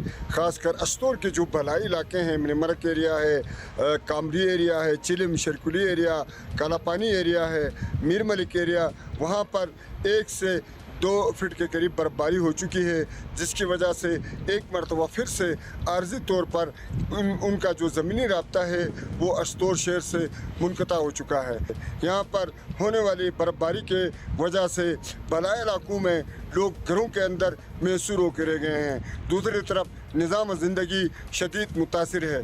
यहाँ पर ख़ासकर जो है जो मुख्तलिफ़ चीज़ों को लेके, ख़ासकर जो ईंधन है, लकड़ी है, गैस है, उनकी कीमतों में रिकॉर्ड हद तक इजाफा हो चुका है। तो दूसरी तरफ जानवरों का जो चारा है, खुराक, ख़ासकर घास है, भूसा है, इनकी कीमतों में भी तकरीबन 70 से 80% जो है वो इजाफा किया गया है, जिसकी वजह से पहले से जो परेशान हाल है, माशी बदहाली के शिकार अवाम है, उनकी परेशानियों में मज़ीद इजाफा हो चुका है। दूसरी तरफ सर्द मौसम में यहाँ पर जो इलेक्शन है, जनरल इलेक्शन को लेके जो सियासी दर्जा हरारत है वो इंतहाई गर्म है। यहाँ पे गेमी है। सर्दी में भी लोग जो है इंतखाबी मुहिम जोरों पे यहाँ पे चला रहे हैं। जी, बर्फ तो नजर आ गई, गाड़ी कौन सी थी? गर्मा गर्म सियासत भी हो रही है, इंतखाबी मुहिम चल रही है। इतनी ठंड में, मतलब जिस ठंड से बचे हैं, अब और क्या बातें सोच रहे हैं। Look at it once again, ये कोई, दिस इज सीरियस बिजनेस। और इसीलिए आपको कोई बंदा नहीं नजर आ रहा बाहर अब्दुल्ला, क्योंकि everybody is indoors and hopefully warm as well. वो बर्फ में कौन सी गाड़ी थी? मैं जरा क्यूरियस इंतखाबी मुहिम के सिलसिले में ही फिर रही थी वो भी। और सिंध को नया आईजी मिल गया है। जावेद आलम ओडो साहब को मुबारकबाद भी देंगे, गुड लक भी कहेंगे। आईजी सिंध के ओहदे का चार्ज उन्होंने संभाल लिया है। एक तवील तजर्बा रखने वाले पुलिस अफसर जावेद ओडो के सामने अवाम में सिंध पुलिस का इमेज बेहतर करने के अलावा कई बड़े चैलेंजेस मौजूद हैं। कच्चे में डाकुओं के खिलाफ अगरचे गुज़श्ता साल काफ़ी मौसर कार्रवाइयाँ हुई हैं, सरेंडर की पॉलिसी भी अपनाई गई, लेकिन कच्चे के डाकुओं का मुकम्मल खात्मा नहीं हो सका है। ताहाल कराची की बात करें तो आपको पता ही है, कराची के अलग जो है वो आपको पता है पुलिस की परफॉर्मेंस से मुतमईन नहीं है। इधर अगर हम कराची की बात कर रहे हैं, खास तौर पर स्ट्रीट क्राइम के मामले में पुलिस बिल्कुल बेबस दिखाई देती है। गुज़िश्ता साल कराची में स्ट्रीट क्राइम्स के 60,000 से जायद वाकयात रिपोर्ट हुए। Check this figure out. शहरी जो है शहरी जो है वो घरों की दहलीज समेत गलियों और चौक और चौराहों पर लुटते रहे हैं। सिर्फ यही नहीं, डाकुओं ने मुख्तलिफ वारदातों के दौरान मुज़ाहमत पर 90 शहरियों की जानें भी ली हैं। We are just talking about 1 year. कुछ अरसे से कराची में भत्ता माफिया जो है वो एक बार फिर सरगर्म हो गई है और बिल्डर्स और दीगर कारोबारी तबका सिंध हुकूमत से भत्ता माफिया के खिलाफ सख्त क्रैकडाउन का मुतालबा भी कर रहा है। गुज़श्ता साल 2000 से जायद शहरी अपनी गाड़ियों से महरूम हो गए हैं, जिनमें से 285 गाड़ियां छीनी, 1728 चोरी हुई। इसी तरह 6051 मोटरसाइकिलें भी असलहे के जोर पर छीनी गई। शहर में ट्रैफिक पुलिस आईजी सिंध ही के जेर निगरानी काम करती है। कराची में ट्रैफिक के मसाइल पर भी काबू पाना जावेद आलम ओडो साहब के सामने एक बड़ा चैलेंज होगा। 2025 के दौरान ट्रैफिक हादसात में सिर्फ कराची में 857 अफराद की जान गई है। ये तादाद बता रही है कि शहर में ट्रैफिक के निजाम को बेहतर बनाने और खास तौर पर ई चालान सिस्टम जो है ना वो मुतारिफ होने के बाद इस निजाम में अभी बहुत सारी खामियां सामने आ रही हैं जिन्हें दूर करना होगा। हम कह सकते हैं दीज आर टीथिंग प्रॉब्लम्स, लेकिन उनको बड़ी जल्दी से उनसे निपटना होगा। शहरियों को इस नए निज़ाम के लिए तैयार करना और नए कवानीन के मौसर नफाज के लिए नए आईजी को काफ़ी मेहनत करना पड़ेगी। So definitely the work is all cut out for ओडो साहब। ये एक्चुअली सारी नहीं है, लेकिन कुछ बड़ी पर्टिनेंट इंपॉर्टेंट चीज़ें हैं जिनकी हमने निशानदेही की है। तारिक मोइन सिद्दीकी हमारे साथ मौजूद हैं, ब्यूरो चीफ जियो न्यूज़ कराची। अच्छा, ओडो साहब ज़ाहिर है यहीं सर्व कर रहे हैं कुछ अरसे से, और सिंध में वैसे भी अदरवाइज़ इनका करियर शानदार रहा है। हमें तारिक भाई आप बताइएगा किस शोहरत के हामिल ये अफसर हैं, क्या इनकी खिदमात हैं, और चैलेंजेस पे तो हमने बात की है, लेकिन हम आपसे भी बारी बारी पूछेंगे। देखें, जावेद आलम ओडो सिंध के अंदर एक तवील अरसे से सर्व कर रहे हैं, तमाम डिवीजन्स में काम कर चुके हैं और अहम ओहदों पे रह चुके हैं सिंध में। इसके साथ ही बैरून मुल्क से भी कुछ कोर्सेज करके आए हैं, वहाँ पर भी खिदमत अंजाम दी हैं मुख्तलिफ फोर्सेज में। इसके अलावा जो यहाँ पर उनकी एक्सपर्टीज़ रही है पुलिसिंग के अंदर, तो उन्होंने काफ़ी चीज़ों पर फोकस किया था जब ये कराची पुलिस चीफ रहे हैं अभी पिछले अरसे में। तो ख़ास तौर पर जो पुलिस के निज़ाम के अंदर उन्होंने ये ई पुलिसिंग के मामलात में, उसके अलावा जो पुलिस के मुलाजमीन को जो सहूलतें दी जानी चाहिए जिनकी वजह से उनकी कारकर्दगी को बेहतर किया जा सके, उस तरह के इकदाम पर भी उन्होंने काफ़ी हद तक काम किया है। इस वक्त जब आईजी सिंध के तौर पर इन्हें तैनात किया गया है, तो जाहिर सी बात है जो सिंध में चैलेंजेस हैं वो इनको सामना करना पड़ेगा। और उसमें जो अगर हम देखें तो कराची में सबसे ज़्यादा जो जराइम जो हैं वो यहाँ पर उनका बड़ी बात की जाती है, और वो यहाँ पर हो भी रहे हैं। स्ट्रीट क्राइम ख़ास तौर पर उसमें खासी हद तक कामयाबी हुई है कमी करने में। ये ख़ुद भी पुलिस चीफ रहे हैं कराची, तो इस वजह से 30% से ज़ायद ये कहते हैं कि पिछले साल के अंदर 2025 में इसमें कमी लाई गई है। लेकिन फिर भी 64,000 से ज़ायद स्ट्रीट क्राइम के जो केसेस हैं वो रिपोर्ट होना जाहिर सी बात है बहुत बड़ी फिगर है, तो इसे कंट्रोल करना एक बड़ा चैलेंज है अभी भी। इसके साथ ही आपने बात की जो है कच्चे के इलाके में डाकुओं की सरगर्मियां हैं, उसे कंट्रोल करने के लिए बड़ी एफर्ट्स की ज़रूरत है। उसके लिए दूसरे इदारे भी मौजूद हैं जिनके साथ जॉइंट एक्शन किया जा रहा है, और ये क्योंकि ट्राई बॉर्डर एरिया भी इसमें शामिल हो जाता है, तो इस वजह से पंजाब वाली साइड से भी और सिंध वाली साइड से भी, तो ये तीनों तरफ से बलूचिस्तान का बॉर्डर भी लग जाता है। खास तौर पे ये शिकारपुर के इलाके में सक्खर और ये जो रेंज है इसके अंदर ये केसेस बहुत ज़्यादा हुए हैं, जहाँ पे लोगों को शहर से ले जाकर अगवा करके कच्चे के इलाके में ले जाया गया। तो बहुत सारे केसेस हुए हैं, बहुत सारे लोगों ने सरेंडर भी किया है, लेकिन इसको मजीद बीफ अप करने की ज़रूरत है और इस पर तवज्जो देने की ज़रूरत है। इसके लिए यकीनन उनको दोबारा एफर्ट्स करनी पड़ेंगी। अच्छे वहाँ पे DIG सक्खर जो तैनात थे उनकी भी काफ़ी एफर्ट्स रही हैं, लेकिन हालिया कल ही काफ़ी चेंजेस भी हुई हैं पुलिस में। अच्छा तारिक, ये जब आप कह रहे हैं, सॉरी हम जरा बात को आगे भी लेके चलते हैं, आप कह रहे हैं कि ये एफर्ट्स करनी पड़ेंगी, चीज़ें तो हमने गिनवा दी और ये कम ही है। ये जो ज़रा ज़्यादा प्रोमिनेंट पॉइंट्स जो है ना, गाड़ियाँ चोरी होना, स्ट्रीट के वाक़यात, स्ट्रीट क्राइम्स के वाक़यात, कितनी हलाकतें एक्सीडेंट्स की वजह से हुई हैं, ये सब कुछ तो है, लेकिन पुलिस फोर्स को ज़्यादा मुनज़्ज़म ऑर्गेनाइज्ड बनाना, पुलिस फोर्स में एडिशंस करना, क्योंकि हमें ये बताया जाता है हमेशा कि वो इक्विप करना, वो बड़े अंडरस्टाफ्ड भी हैं, ये सारी चीज़ें फोर्स इटसेल्फ को एक फोर्स की शक्ल देना, क्या ये भी इनके कामों में, इनकी रिस्पॉन्सिबिलिटी में शामिल होगा? और ये बड़ी मेजर रिस्पॉन्सिबिलिटी इसलिए होगी क्योंकि ये सब कुछ होगा तो आगे चीजें होंगी ना। पुलिस फोर्स के पास अपने रिसोर्सेज पूरे होंगे, गाड़ियां ठीक होंगी, असलहा होगा, मतलब उनकी नफरी सही होगी, तो आगे बाकी चीजों पे तो हम बाद में आएंगे, लेकिन पुलिस फोर्स पे काम होगा। देखें, पुलिस फोर्स पे तो काम होना ही चाहिए, और ये अपने अभी जब ये पुलिस चीफ थे उस वक्त भी हमारी इनसे कई मरतबा मुलाकात हुई, बातचीत हुई, तो उसमें उनका ये जोर था कि हमारे पास इक्विपमेंट्स और स्मार्ट टेक्नोलॉजी का जो इस्तेमाल है वो बहुत ज़्यादा ज़रूरी है, और उसके लिए कोशिशें की जा रही हैं। ख़ास तौर पे सेफ सिटी प्रोग्राम के हवाले से काफ़ी चीज़ों के ऊपर बात हुई, तो उनका ये कहना था कि सेफ सिटी प्रोग्राम में जो कैमरे लगने का जो अमल है वो ज़रा उसका मामला तेज़ होना चाहिए। तो आप खुद, क्योंकि IG सिंध के तौर पे इनको खिदमत अंजाम देने का मौका मिला है, तो इन मामला को तेज़ करेंगे। जो टेक्नोलॉजी हासिल करनी है ख़ास तौर पे पुलिस के लिए, जिसके जो इक्विपमेंट ज़रूरी हैं, जो असला ज़रूरी है, ख़ास तौर पे ये ऑपरेशन, हम दूर दराज इलाकों की बात करते हैं, तो कच्चे के इलाके के अंदर ऑपरेशन के लिए बहुत सारे इक्विपमेंट्स की ज़रूरत थी, और फेडरल गवर्नमेंट से उसके लिए बातचीत करने के लिए सिंध हुकूमत ने कई मरतबा बहुत सारी एफर्ट्स की, और उसके बाद हमने ये देखा कि उन्हें वो चीज़ें फराहम भी की गई, तो उस सिलसिले में ऑपरेशन में तेज़ी आई। इसी तरह शहर के अंदर ख़ास तौर पे सेफ सिटी प्रोग्राम है, उसके अलावा पुलिस का गश्त का निज़ाम है, उसके साथ ही स्मार्ट टेक्नोलॉजी है, जिसमें मोबाइल ख़ास तौर पे ट्रेसिंग, और इसके अलावा जो इनकी जियो पोजीशनिंग होती है उसके बारे में जो भी इक्विपमेंट्स हैं पुलिस को अगर दरकार हैं तो वो ज़रूर लाजमी तौर पे इनको लेने चाहिए। इसके साथ ही यहाँ पर हम देखते हैं कि अब साइबर क्राइम का जो शोबा है उसमें भी बहुत ज़्यादा चीज़ें हो रही हैं पूरे, तो उसके लिए उनके साथ NCCIA जो बन गया है उसके साथ भी एक कोऑर्डिनेशन की ज़रूरत है, ताकि पुलिस बहुत सारी जो चीज़ें हैं, जो टेक्नोलॉजी, आर्टिफिशियल इंटेलिजेंस की बुनियाद पे बहुत सारे अब जराइम होने लगे हैं, तो उस सिलसिले में भी ज़रूरत है कि पुलिस को उस तरह से भी ट्रेंड किया जाए ताकि वो कोऑर्डिनेट करके उन इदारों के साथ मिलकर। चलिए अभी हम शहर में गुजरी न्यू ईयर नाइट का भी तस्करा कर लेते हैं इसके साथ ही। बिल्कुल, क्योंकि हम विजुअल्स भी कुछ दिखा रहे हैं, और ड्रोन का जो है ना, ड्रोन का भी इस्तेमाल किया गया डेफिनेटली सर्वेलेंस के लिए, और क्या एरियल फायरिंग से हमें बड़ा एक डर भी था कि वो होगी, और हुई भी, और इतने दर्जनों लोग फिर जख्मी भी हुए। एक तो बता दीजिए कि क्या कोई खुदा न खास्ता डेथ रिपोर्ट हुई है अब तक? जो लोग गिरफ्तार हुए हैं उनके सिलसिले में कार्रवाई कहाँ तक आगे बढ़ी है?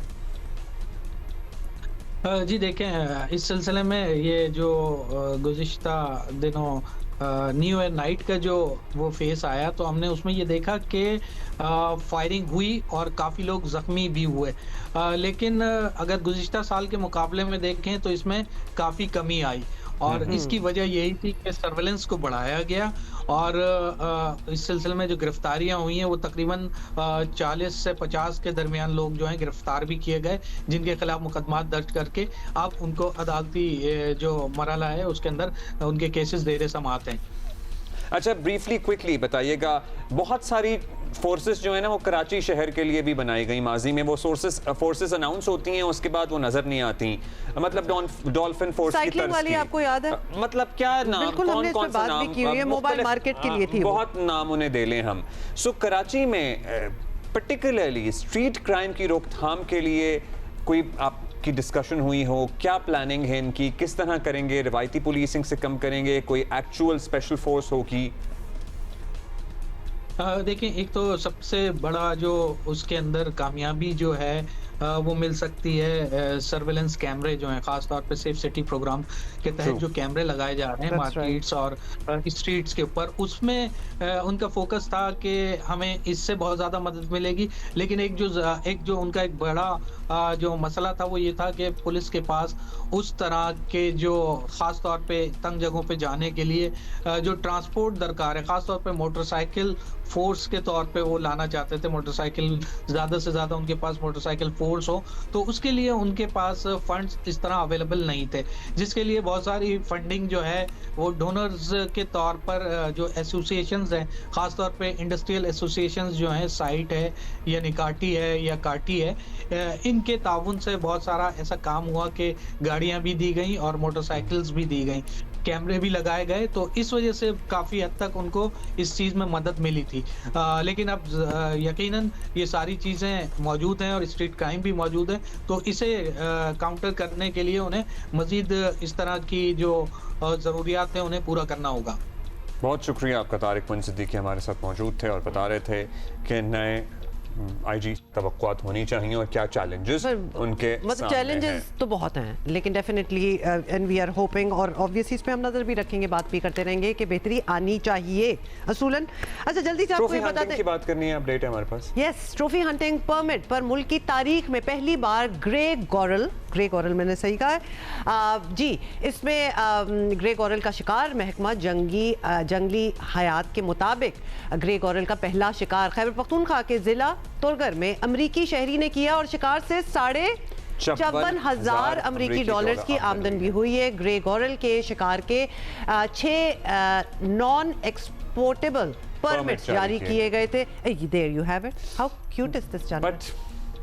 पता नहीं आपको, आप you are not into hunting ना? I do not like hunting and killing animals, मतलब The whole idea is लेकिन आपको पता है ये बड़ा कंट्रोल्ड एनवायरनमेंट होता है और ये नहीं कि ये जानवर कोई एक्सटिंक्ट हो रहा होता है जी हम इसको मारे चले जा रहे हो। इनकी आबादी भी बड़ी इन माइंड रखी जाती है कि कोई इस इकोसिस्टम में जो है वो चेंज नहीं आना चाहिए। और फिर ये भी तौजीह दी जाती है कि जी ये जो आमदन होती है इससे जानवरों की ही रिहैबिलिटेशन के लिए काम किया जाता है या मकामी आबादियों के लिए काम किया जाता है और उस इलाके के लिए of course. So yeah, this is our debate. This would always be a debate. This would always be a debate क्योंकि a lot of people will be for it, a lot would be totally against it as well. लेकिन खबर है जी, हमने आपको बता दिया कि क्या हो रहा है। Let's move on और थोड़ा सा सियासी बातें करते हैं। क्यों? अच्छा चलें, ठीक है। सुहेल आफरीदी के दौरा लाहौर की तलखियां भी सियासी फ़ज़ाओं में मौजूद हैं कि वज़ीर आला खैबर पख्तूनख्वा ने स्ट्रीट मूवमेंट के अगले मरहले, अगले मोर्चे का रादर ऐलान कर दिया है। कराची आएंगे जी, तैयार हैं आप लोग? कहा जा रहा है कि लाहौर में सुहेल आफरीदी के पास सियासी तौर पर लोगों को ट्रैक करने के लिए हकीकी आज़ादी के रिवायती बयानी के अलावा कुछ था नहीं। सहाफ़ियों के पूछने के बावजूद सुहेल आफरीदी लाहौर की डेवलपमेंट, सफाई सुथराई, सड़कों, ट्रांसपोर्ट समेत गवर्नेंस पर कोई सवाल नहीं उठा सके। नेचुरली जाहिर है उसकी तो पूरी दुनिया तायद कर रही है, मतलब सुथरा पंजाब प्रोजेक्ट को ही देख लीजिए, it is being reported across the globe. तो लिहाजा स्ट्रीट मूवमेंट की कोई फिजा ना बन सकी, मगर कराची के मामलात और सियासी हालात जो हैं वो लाहौर से बिल्कुल अलग हैं, आपको पता है। और लाहौर के बरक्स यहाँ गवर्नेंस पे हमेशा सवालात उठते रहे हैं। पानी, ट्रांसपोर्ट, इंफ्रास्ट्रक्चर, दीगर बुनियादी सहूलतों के मामले में शहरियों को हुकूमत से बहुत ज़्यादा शिकायत भी हैं। यहाँ सियासी स्टेक होल्डर्स भी लाहौर के मुकाबले में ज़्यादा हैं और कहा जा रहा है कि सुहेल आफरीदी शहरियों की इन शिकायत को सियासी तौर पर जो है वो कैश करने की कोशिश जो है वो कर सकते हैं, but that is politics you see. मगर ये सब कुछ इतना आसान भी नहीं होगा। तहरीक इंसाफ के बारे में मजबूत तासुर रहा है कि अपने दौरे हुकूमत में इसने कराची को यकसर नज़रअंदाज ही किया रखा है और मतलब ये इतनी पुरानी बात भी नहीं है कि लोगों को याद ना हो। आज़म इमरान खान ने अपने पूरे दौर में कराची में एक रात भी ठहरना मुनासिब नहीं समझा। अब उसकी क्या वजह थी पता नहीं, मसरूफियत थी या कोई बदशगुनी या नेकशगुनी थी। पीटीआई की मकामी क़यादत अपने पूरे दौर में आवाम में दिखाई नहीं दी है, ज़्यादातर ने इस्लामाबाद में ही डेरे डाले रखे और इस वक्त हाल ये है कि कराची में तहरीक इंसाफ की मकामी क़यादत कहीं नज़र नहीं आती। पार्टी ओहदेदारों और वर्कर्स को मुतहर्रिक करने वाला कोई नहीं है। फैसल वाडा, इमरान इस्माइल, महमूद मौलवी जैसे पीटीआई के बड़े नाम अपनी राहें जुदा कर चुके हैं। सो ये सारी ऑब्वियसली देखना ये है कि अगले हफ्ते जब ये आएंगे तो क्या करेंगे। ये भी पीटीआई का कराची से एक नाम हुआ करते थे, रहनुमा है तहरीक इंसाफ के, उनसे बात करते हैं। शहजाद साहब शुक्रिया। शहजाद साहब, वज़ीर आला खैबर पख्तूनख्वा ने अगले हफ्ते कराची के दौरे का ऐलान किया है, क्या लगता है आपको, क्या मसरूफियात उनकी होनी चाहिए, क्या हासिल कर सकेंगे, क्या मकासद हैं उनके? देखिए, जिस तरीके से आपको पता है कि बानी पीटीआई ने सुहेल आफरीदी को जिम्मेदारी दी है कि वो तमाम पाकिस्तान के अंदर तमाम इलाकों में जाएं और एक स्ट्रीट मूवमेंट का, एक पुरअमन प्रोटेस्ट या लोगों को मोबिलाइज करने की जो जिम्मेदारी उनको दी गई है, वो उसको पूरा करने के लिए आ रहे हैं। इसी तरह वो पंजाब गए थे, आपको पता है, लाहौर, और लाहौर में जिस तरह से वहाँ की आवाम ने उनका इस्तकबाल किया था, तो इंशाल्लाह आप देखिएगा कि कराची की आवाम बड़े पुरजोर अंदाज में उनका इस्तकबाल भी करेगी और वेट कर रही है, क्योंकि आपको पता है 9 जनवरी का ऐलान हो गया है और इंशाल्लाह सुहेल आफरीदी भरपूर तरीके से आएंगे और पीटीआई को और तमाम जो वर्कर्स जो बेचैनी से इंतज़ार कर रहे थे कि कुछ सीनियर लीडरशिप सिंध में आए, और आपको पता है कराची सिंध का शहर है और कराची ने लास्ट इलेक्शन में अगर आप देखें फॉर्म 47 और फॉर्म 45 का गेम नहीं खेला जाता तो यहाँ की तमाम सीट्स पीटीआई जीती थी। Okay, got it. शहजाद साहब, ये भी बताएं कि दौरा लाहौर के दौरान और उसके बाद भी तहरीक इंसाफ और पंजाब हुकूमत के दरमियान जो बयानात का तबादला और ख़ास तौर पर ख़वातीन से मुतालिक जो ज़बान इस्तेमाल की गई, बल्कि अब तक की जा रही है, फ्रेंकली अब वो सियासत में इसकी गुंजाइश नहीं है बिल्कुल। आप समझते हैं कि कराची आने वाले वुज़रा को मोहतात रहना होगा? पार्टी का ऑब्वियसली नाम भी ख़राब हो सकता है इससे मज़ीद। देखिए, कभी भी बानिया पीटीआई ने या हमारी लीडरशिप ने कभी हमें ये नहीं कहा, या हम वर्कर्स को कभी ये नहीं कहते कि आप किसी किस्म की गलत ज़बान इस्तेमाल करें। लेकिन आप ये देखें कि वहाँ की वज़ीर इत्तलात ने, जो पंजाब की हैं, जो कि जाली हुकूमत की वज़ीर इत्तलात हैं, वो किस किस्म की ज़बान इस्तेमाल करती हैं। और आपने देखा कि हमारी ख़वातीन, जो कि ख़ासकर इमरान खान साहब की बहनों हलीमा खान, नौरीन खान और दूसरी जो बहनें हैं, उनके साथ जो जुल्म हुआ और वहाँ जो वर्कर्स के साथ जुल्म हुआ, क्या वो लोगों को नज़र नहीं आता? क्या वो इस हुकूमत को नज़र नहीं आता कि किस तरीके से औरतों पे लाठी चार्ज, वाटर कैनन और मुख्तलिफ किस्म के जुल्म किए गए? हम क्या मांग रहे हैं? हम ये कह रहे हैं मुलाकात की इजाज़त दे दी जाए, जो कि हमारा कानूनी हक भी है और इंसानी हकूक़ की जो क्या कहते हैं वो डिमांड भी है, और इसमें कोई कबाहत तो नहीं है। हम ये समझते हैं कि हमारा दौरा जो होगा उस पर हम फोकस रहेंगे। हमारा मेन मकसद ये है कि अपने वर्कर्स को, अपने जो यहाँ की आवाम है उसको मोबिलाइज करना और लोगों को हकीकी मायनों में पैगाम ये देना कि हम चाहते क्या हैं, हमारी मूवमेंट का नैरेटिव है क्या। और इसके लिए मैं समझता हूँ कि जो हमारी कराची की क़यादत है वो बड़ी मुनज़्ज़म हो चुकी है और उन्होंने आज से मीटिंग्स का आगाज़ कर दिया है और आप देखिएगा इंशाअल्लाह कि कराची में इनका भरपूर इस्तकबाल होगा। अच्छा, अब ये बता दीजिएगा शहजाद साहब, कराची पाकिस्तान का सबसे बड़ा शहर, अच्छी गवर्नेंस के लिए ज़ाहिर है लोगों को यहाँ शिकायत हैं, बहुत सारे इंफ्रास्ट्रक्चर के मसाइल हैं। इमरान खान साहब ने भी इस शहर पे कभी तवज्जो नहीं दी, कराची ने उन्हें ओवरवेलमिंग मेजॉरिटी दी, अपना एतमाद दिया, लेकिन उन्होंने कभी यहाँ एक रात भी गुजारना मुनासिब नहीं समझा। आपको लगता है कि पार्टी को लॉन्ग रन में इसका नुकसान हुआ है? मैं आपको एक चीज बता दूं, कराची ने 2013 में भी, 2018 में भी और 2024 में उससे भी ज्यादा वोट दिए, और ये इस बात का सबूत है कि कराची की आवाम जो है वो नेशनल पॉलिटिक्स को, नेशनल पार्टी को सपोर्ट करती है और इमरान खान को, पीटीआई को सपोर्ट करती है। और दूसरी बात मैं आपको बताता चलूँ कि फायर टेंडर्स, नस्तक पार्क रोड, मुख्तलिफ किस्म की स्कीम्स, हालांकि 18वीं तरमीम के तहत ये मुकम्मल सिंध हुकूमत की जिम्मेदारी थी, उसके बावजूद इमरान खान साहब खुसूसी दिलचस्पी लेते थे कराची के हवाले से। लेकिन अफसोस है कि 18वीं तरमीम के बाद जिस तरीके से कराची को लवारे छोड़ दिया गया, और अभी आप देख सकते हैं कि 17 साल से सिंध गवर्नमेंट की हुकूमत है और क्या हालात हो चुके हैं। ना यहाँ अमन अमान है, ना यहाँ पर कोई इंफ्रास्ट्रक्चर है, ना रोड्स बन रहे हैं, ना कोई प्रॉपर सिस्टम है। इवन गटर, जो कि एक छोटा सा एक काम है, और यहाँ पर मेयर भी है, वो भी पीपल्स पार्टी का है, और आप देख सकते हैं कि उनकी कारकर्दगी मैं आपको बता देता हूँ, सुबह दोपहर शाम एक प्रेस कॉन्फ्रेंस करना या अपने मुखालफिन के खिलाफ बयानात देना बस। अगर वो काम पे फोकस करते तो आज कराची के हालात बहुत डिफरेंट हो सकते थे। चलिए, शुक्रिया। आपका ये कहना है कि इमरान खान साहब बहुत तवज्जो देते थे कराची पे, तो फैसला कराची वाले ही कर सकते हैं। अच्छा, ये तो अच्छा ही हुआ कि नए साल के पहले रोज़ ही आवाम को हुकूमत की जानिब से एक बड़ा रिलीफ जो है वो सामने आया। पेट्रोलियम मसनूआत की कीमतों में बड़ी कमी जो है वो कर दी गई। हाई स्पीड डीजल की कीमत में 8 रुपये 57 पैसे। और पेट्रोल की कीमत में 10 रुपए 28 पैसे की कमी हुई है और डीजल की नई कीमत हो गई है 257 रुपए 8 पैसे। पेट्रोल 253 रुपए 57 पैसे फी लीटर हो गया है। डीजल की कीमत में पिछली बार भी 14 रुपए तक की बड़ी कमी की गई थी। अब आम मुतालबा ये करती है कि जब डीजल की कीमत में कमी हो तो फिर ट्रांसपोर्ट के किराए भी कम होने चाहिए। बिल्कुल पॉइंट है। और अब आम क्या कह रही है, जरा ये सुनिए। हर चीज़ इतनी महंगी हुई है, ये पेट्रोल महंगा होता है तो हर चीज़ महंगी हो जाती है। कम से कम सस्ता और होना चाहिए। पेट्रोल के साथ साथ हर चीज़ महंगी हो जाती है, डीजल पेट्रोल वगैरह हर चीज़ महंगी हो जाती है, किराए बड़े भी बढ़ जाते हैं। रुपये सस्ता हो गया है, पेट्रोल के साथ साथ और जो रोज़मर्रा की चीज़ें हैं वो सस्ती होनी चाहिए, आवाम को रिलीफ मिलना चाहिए। 10 रुपये सस्ता अच्छी बात है, हुआ है, लेकिन अगर ज़्यादा होता क्योंकि गुर्बत बहुत ज़्यादा है। पेट्रोल सस्ता होगा तो जो आइटम भी सस्ते होंगे, फिर आने जाने की वगैरह सस्ती होगी। कुछ बेहतर तो हुआ है पर रिलीफ तो बहुत ज़्यादा मिलना चाहिए था। 10 के बजाय 20 होना चाहिए था, 30 होना चाहिए था, फिर भी अच्छा हुआ है, दे रहा है, दुरुस्त है। पेट्रोल 10 रुपए कम होता है, हफ्ते बाद 15 रुपए महंगा होता है। कुछ तो फायदा होगा, लेकिन जिस हिसाब से ये बढ़ाते हैं उस हिसाब से फिर कम नहीं करते हैं। अच्छा, ये भी आपको बताएं कि महकमा ट्रांसपोर्ट पंजाब ने तो फौरी तौर पर किरायों में कमी का ऐलान कर दिया है। लाहौर से दीगर शहरों को जाने वाली बसों के किरायों में 60 रुपए से 200 रुपए तक कमी की गई है, मगर किसी और सूबे से ऐसा ऐलान सामने नहीं आया। So that is a bit concerning. Petroleum मसनूआत की कीमतों में इजाफा हो तो फौरी तौर पर ट्रांसपोर्ट किराए जो हैं वो कम करके ऑब्वियसली ज़्यादा कर दिए जाते हैं। अगर ज़्यादा हो जाए पेट्रोल, अगर कम हो जाए तो उस तरह हमें जल्दी से रिस्पॉन्स नहीं मिलता, नहीं होता। इसी पे हम मुख्तलिफ जगहों से मालूमात हासिल करेंगे। जवाद मलिक हैं हमारे साथ सबसे पहले लाहौर से, वो बताएंगे कि क्या ट्रांसपोर्ट के किरायों में। और जमार जोकियो कराची से हमें ज्वाइन कर रहे हैं। तो सबसे पहले कहाँ चले, कराची चले? व्हाई नॉट, हम कराची में बैठे हैं तो कराची चलते हैं जी। जमार हमें बताइएगा, क्या यहाँ पर विद इन द सिटी चलने वाली ट्रांसपोर्ट या बिटवीन द सिटीज चलने वाली ट्रांसपोर्ट के किरायों में कमी आई कुछ इतनी बड़ी कमी के बाद?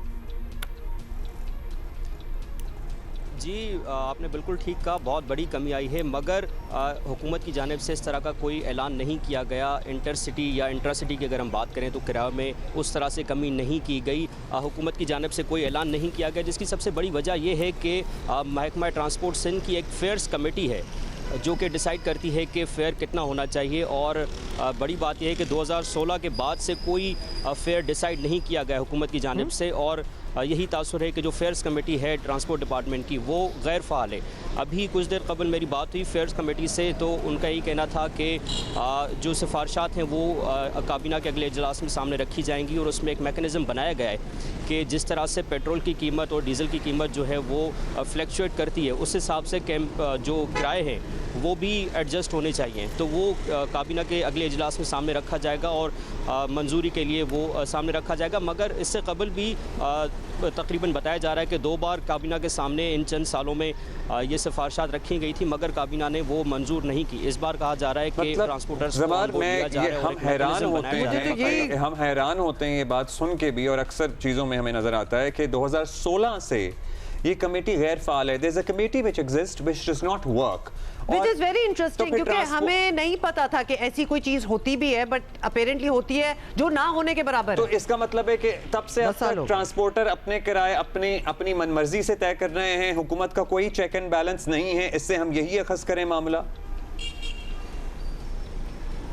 जी अब्दुल्ला, बिल्कुल तकरीबन ऐसा ही है। अब सूरत हाल ये है कि हुकूमत तब इंटरवीन करती है जब ईद का मौका होता है और ट्रांसपोर्टर्स किराए बहुत ज़्यादा बढ़ा देते हैं अचानक, तब हुकूमत इंटरवीन ये करती है कि जो मार्केट रेट चल रहा था उसी को बरकरार रखा जाए और चंद रोज़ के लिए जो है वो किराए में इजाफा ना किया जाए। उसके अलावा हुकूमत की जानिब से ये रेगुलेट नहीं किया जाता कि किराया कितना होना चाहिए, क्योंकि डिफरेंट ट्रांसपोर्टर्स हैं वो उस पर एग्री करेंगे नहीं करेंगे। इम्प्लीमेंटेशन एक बहुत बड़ा मसला है। तो मौजूदा जो रेट है ट्रांसपोर्ट का वो मार्केट ड्रिवन है, जो मार्केट डिसाइड करती है। चलिए एक लाने के लिए ये होता है तो तब हुकूमत इंटरवीन करती है, लेकिन उसको स्ट्रीमलाइन करने के लिए भी मार्केट ड्रिवन होगी, दैट्स अनदर स्टोरी। लेकिन अगर पेट्रोल की कीमतें कम आ रही हैं और मार्केट बेशक कुछ और डिसाइड कर ले तो दैट इज नॉट फेयर। यहाँ हम जरा इम्प्लोर करेंगे वजीर ट्रांसपोर्ट सिंध की अगर हम बात कर लें शर्जील मेमन साहब को, to look into it, because हमें पता है और भी बड़ी चीजें हो रही हैं, जैसे डबल डेकर का भी आपने जिक्र किया, although I miss that much, but ये ज्यादा इंपॉर्टेंट चीज इसलिए है क्योंकि it directly affects the people.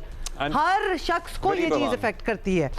तो ये डेफिनेटली देखना होगा, और वो कमेटी जो है जो गैर फाल हुई है या तो उसको खत्म कर दें या फिर उसको फाल करें ताकि लोगों को उसका फायदा हो।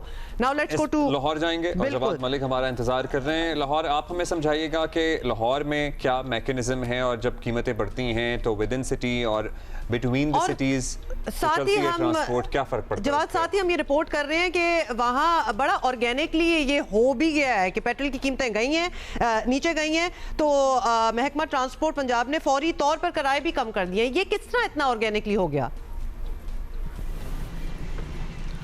जी, आपकी बात बिल्कुल दुरुस्त है। यहाँ पे कम से कम कोई मैकेनिज़्म मौजूद है, गवर्नमेंट मौजूद है और कोई गुड गवर्नेंस भी नज़र आती है हमें। वो चाहे सफाई के हवाले से हो, अमन व अमान के हवाले से हो, या ट्रांसपोर्टेशन के जो इस वक्त किरायों के हवाले से जो हमें समझ आई है। और इस हवाले से कल RTO की तरफ से जो ट्रांसपोर्ट महकमा है उनकी तरफ से बिल्कुल ये डो टोक ऐलान कर दिया गया है। 5% कमी का उन्होंने वाज़े तौर पर ट्रांसपोर्टर्स को पैगाम पहुँचा दिया है। अभी इस पर अमल दरामद नहीं हुआ, लेकिन आज इस हवाले से खुशखबरी आई है, अच्छी खबर आई है कि ट्रांसपोर्टर्स ने अपना पंजाब भर की जो एसोसिएशन है, जो बॉडीज़ हैं, तंजीमें हैं, उनका इजलास आज तलब कर दिया है और होपफुली ये दोपहर तक इसका ऐलान सामने आ जाएगा और 5% कमी उसमें की जाएगी। लेकिन इसमें यह भी पता चला है कि कसूर ज़िला जो है वो सबकत ले गया है। वहाँ पर कल रात से ही ये 5% कमी का जो ट्रांसपोर्टर्स हैं उन्होंने लागू कर दिया है और आवाम को एक रिलीफ नज़र आया है। लेकिन बाकी जो अजला हैं उसमें जो उम्मीद की जा रही है, गवर्नमेंट पंजाब ने बिल्कुल वाज़े तौर पर कहा है कि आज हमें हर सूरत में नोटिफिकेशन चाहिए। 5% कमी का जो नोटिफिकेशन है आज जारी हो जाएगा और आवाम को रिलीफ मिलेगा। तो ये एक अच्छी चीज़ है। यहाँ पर एक मैकेनिज़्म मौजूद है, वज़ीर-ए-आला पंजाब हो या मुतल्लिका महकमे हो, वो इस हवाले से फ़ाल नज़र आते हैं। रोटी की कीमत हो तो हमें स्टेबल नज़र आती है, आटे की कीमत स्टेबल नज़र आती है। इस तरह अमन अमान, सफाई की सूरत हाल ये दूसरे सूबों से बेहतर सूबा है। इसमें मज़ीद और बेहतरी आनी चाहिए। बहुत अभी काम होने बाकी है, लेकिन बहरहाल हमें देख रहे हैं कि ट्रांसपोर्टर्स ने इस हवाले से इंडिया दे दिया है कि आज वो हर सूरत 5% कमी का ऐलान कर देंगे और जी जवाद, ये बस कर दें क्योंकि हमें थोड़ी सी शर्मिंदगी हो जाती है। हम कराची में बैठे हुए हैं इधर, और इस किस्म की कोई चीज़ें इधर ऐसे नहीं होती जब तक उस पर आवाज़ ना उठाई जाए। और ये लिटरली इस फोरम पे बैठे हम आवाज़ ही उठा रहे हैं कि पेट्रोल कम हुआ है तो प्लीज़ किरायों को कम कर दें। अच्छा, ये भी बता दें कि जवाद, अब जो आप कह रहे हैं जिन जगहों में अभी तक नहीं इम्प्लीमेंटेशन देखी गई, क्या कोई ऐसी कमेटी है या कोई फोर्स है जो जाके बात करती है, करवाती है कि अगर जो ना माने उनको मनवाया जाए? एग्जैक्टली, जो ना माने उनको मनाना और फिर किस तरह इम्प्लीमेंट करना? जी बिल्कुल, यहाँ पे जो डिपार्टमेंट मुतल्लिका है, सेक्रेटरीज़ हैं, वो एसोसिएशन से राब्ते में रहते हैं और जब भी कोई इस तरह की अगर इजाफा होना हो तो फिर भी मुशावरत की जाती है फौरी तौर पर। ये नहीं है कि वो इंतज़ार करते हैं कमेटी बनेगी, कोई आएगा, कोई बैठेगा। लेकिन यहाँ पर एक सिस्टम है, थोड़ा सा सिस्टम बेहतर है, उसमें और बेहतरी हो सकती है। मैंने जैसे पहले कहा कि इसको मज़ीद, इसको जैसे ही डीजल की कीमत कम हुई थी उसी दिन हो जाना चाहिए था, लेकिन 12 घंटे बाद, 14 घंटे बाद, 16 घंटे बाद भी हो गया, तो ये बहुत अच्छी बात है।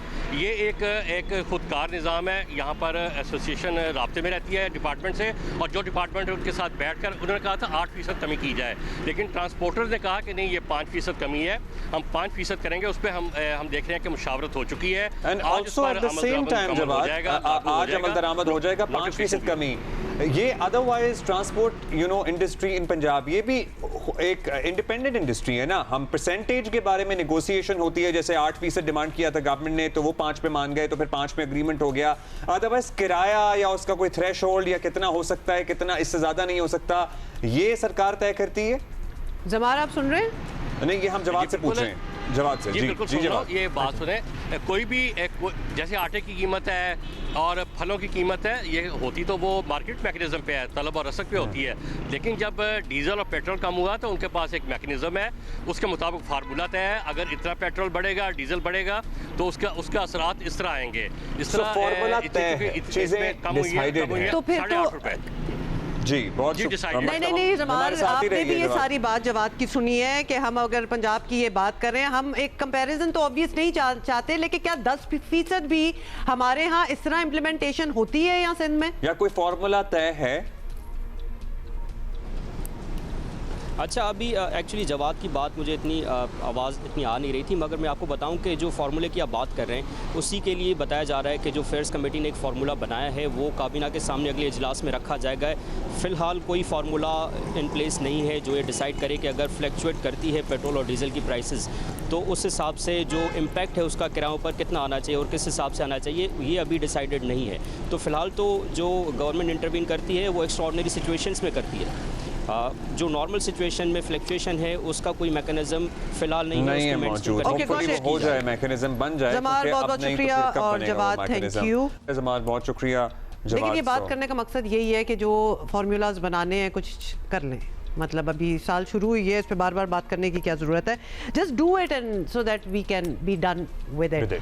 अच्छा, हम शुरू में ये बात कर रहे थे हर नए साल पर जो रेजोल्यूशंस होती हैं ना उनमें सबसे ज़्यादा यही होती है और होनी भी चाहिए कि इस साल मैं ज़्यादा से ज़्यादा हेल्दी एक्टिविटीज़ में हिस्सा लेंगे हम सारे। तो हमने इसके लिए आपको इंसिनुएट भी कर दिया कि आप यही करें, और अगर आप ऐसा इरादा रखते हैं तो 2026 के आगाज़ के साथ ही आप कर सकते हैं। कराची मैराथन की सूरत में ये वर्ल्ड एथलेटिक्स सर्टिफाइड मैराथन है। 4 जनवरी को 4 जनवरी को सी व्यू कराची में होगी। तैयारियां मुकम्मल हैं भाई, रोज we are watching actually people running there Karachi ने इस सिलसिले में प्रेस कॉन्फ्रेंस की है। Full marathon, half marathon, 10 kilometre, 5 kilometre fun run का ऑप्शन भी मौजूद है। फन रन अच्छा हजारों लोग हर साल ही शिरकत करते हैं, इस मर्तबा भी होंगे और हमारे साथ मौजूद हैं, बड़े रेगुलर भागते हैं मैराथन रनर हैं। अदरवाइज ये बड़े अच्छे फूड फोटोग्राफर भी हैं। जबरदस्त, बड़ी क्वालिटीज हैं। साजिद कैसे हैं आप? वेलकम साजिद। बड़ी जबरदस्त बात है, हम कल से जब से फर्स्ट हुई है ना हम यही बात कर रहे हैं कि in all the resolutions the one that should be taken up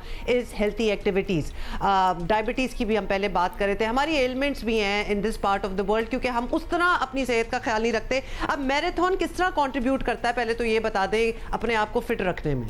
अस्सलाम वालेकुम जी। सबसे पहले मैं ये कहूँगा कि देखें ये जो कराची मैराथन होने जा रही है ये कितनी बड़ी चीज़ है, ये अभी तक लोग इसको रियलाइज़ नहीं कर रहे हैं। ये अगले 5 से 8 साल में लोग रियलाइज़ करेंगे कि ये कितनी बड़ी चीज़ है और कितना बड़ा इवेंट इस शहर को मिल रहा है। क्योंकि अगर हम इसको देखें हैं, जैसे मैं लंदन मैराथन कर चुका हूँ, बॉस्टन, शिकागो, बर्लिन, ये सारी जो वर्ल्ड बेस्ट मैराथन्स है कर चुका हूँ।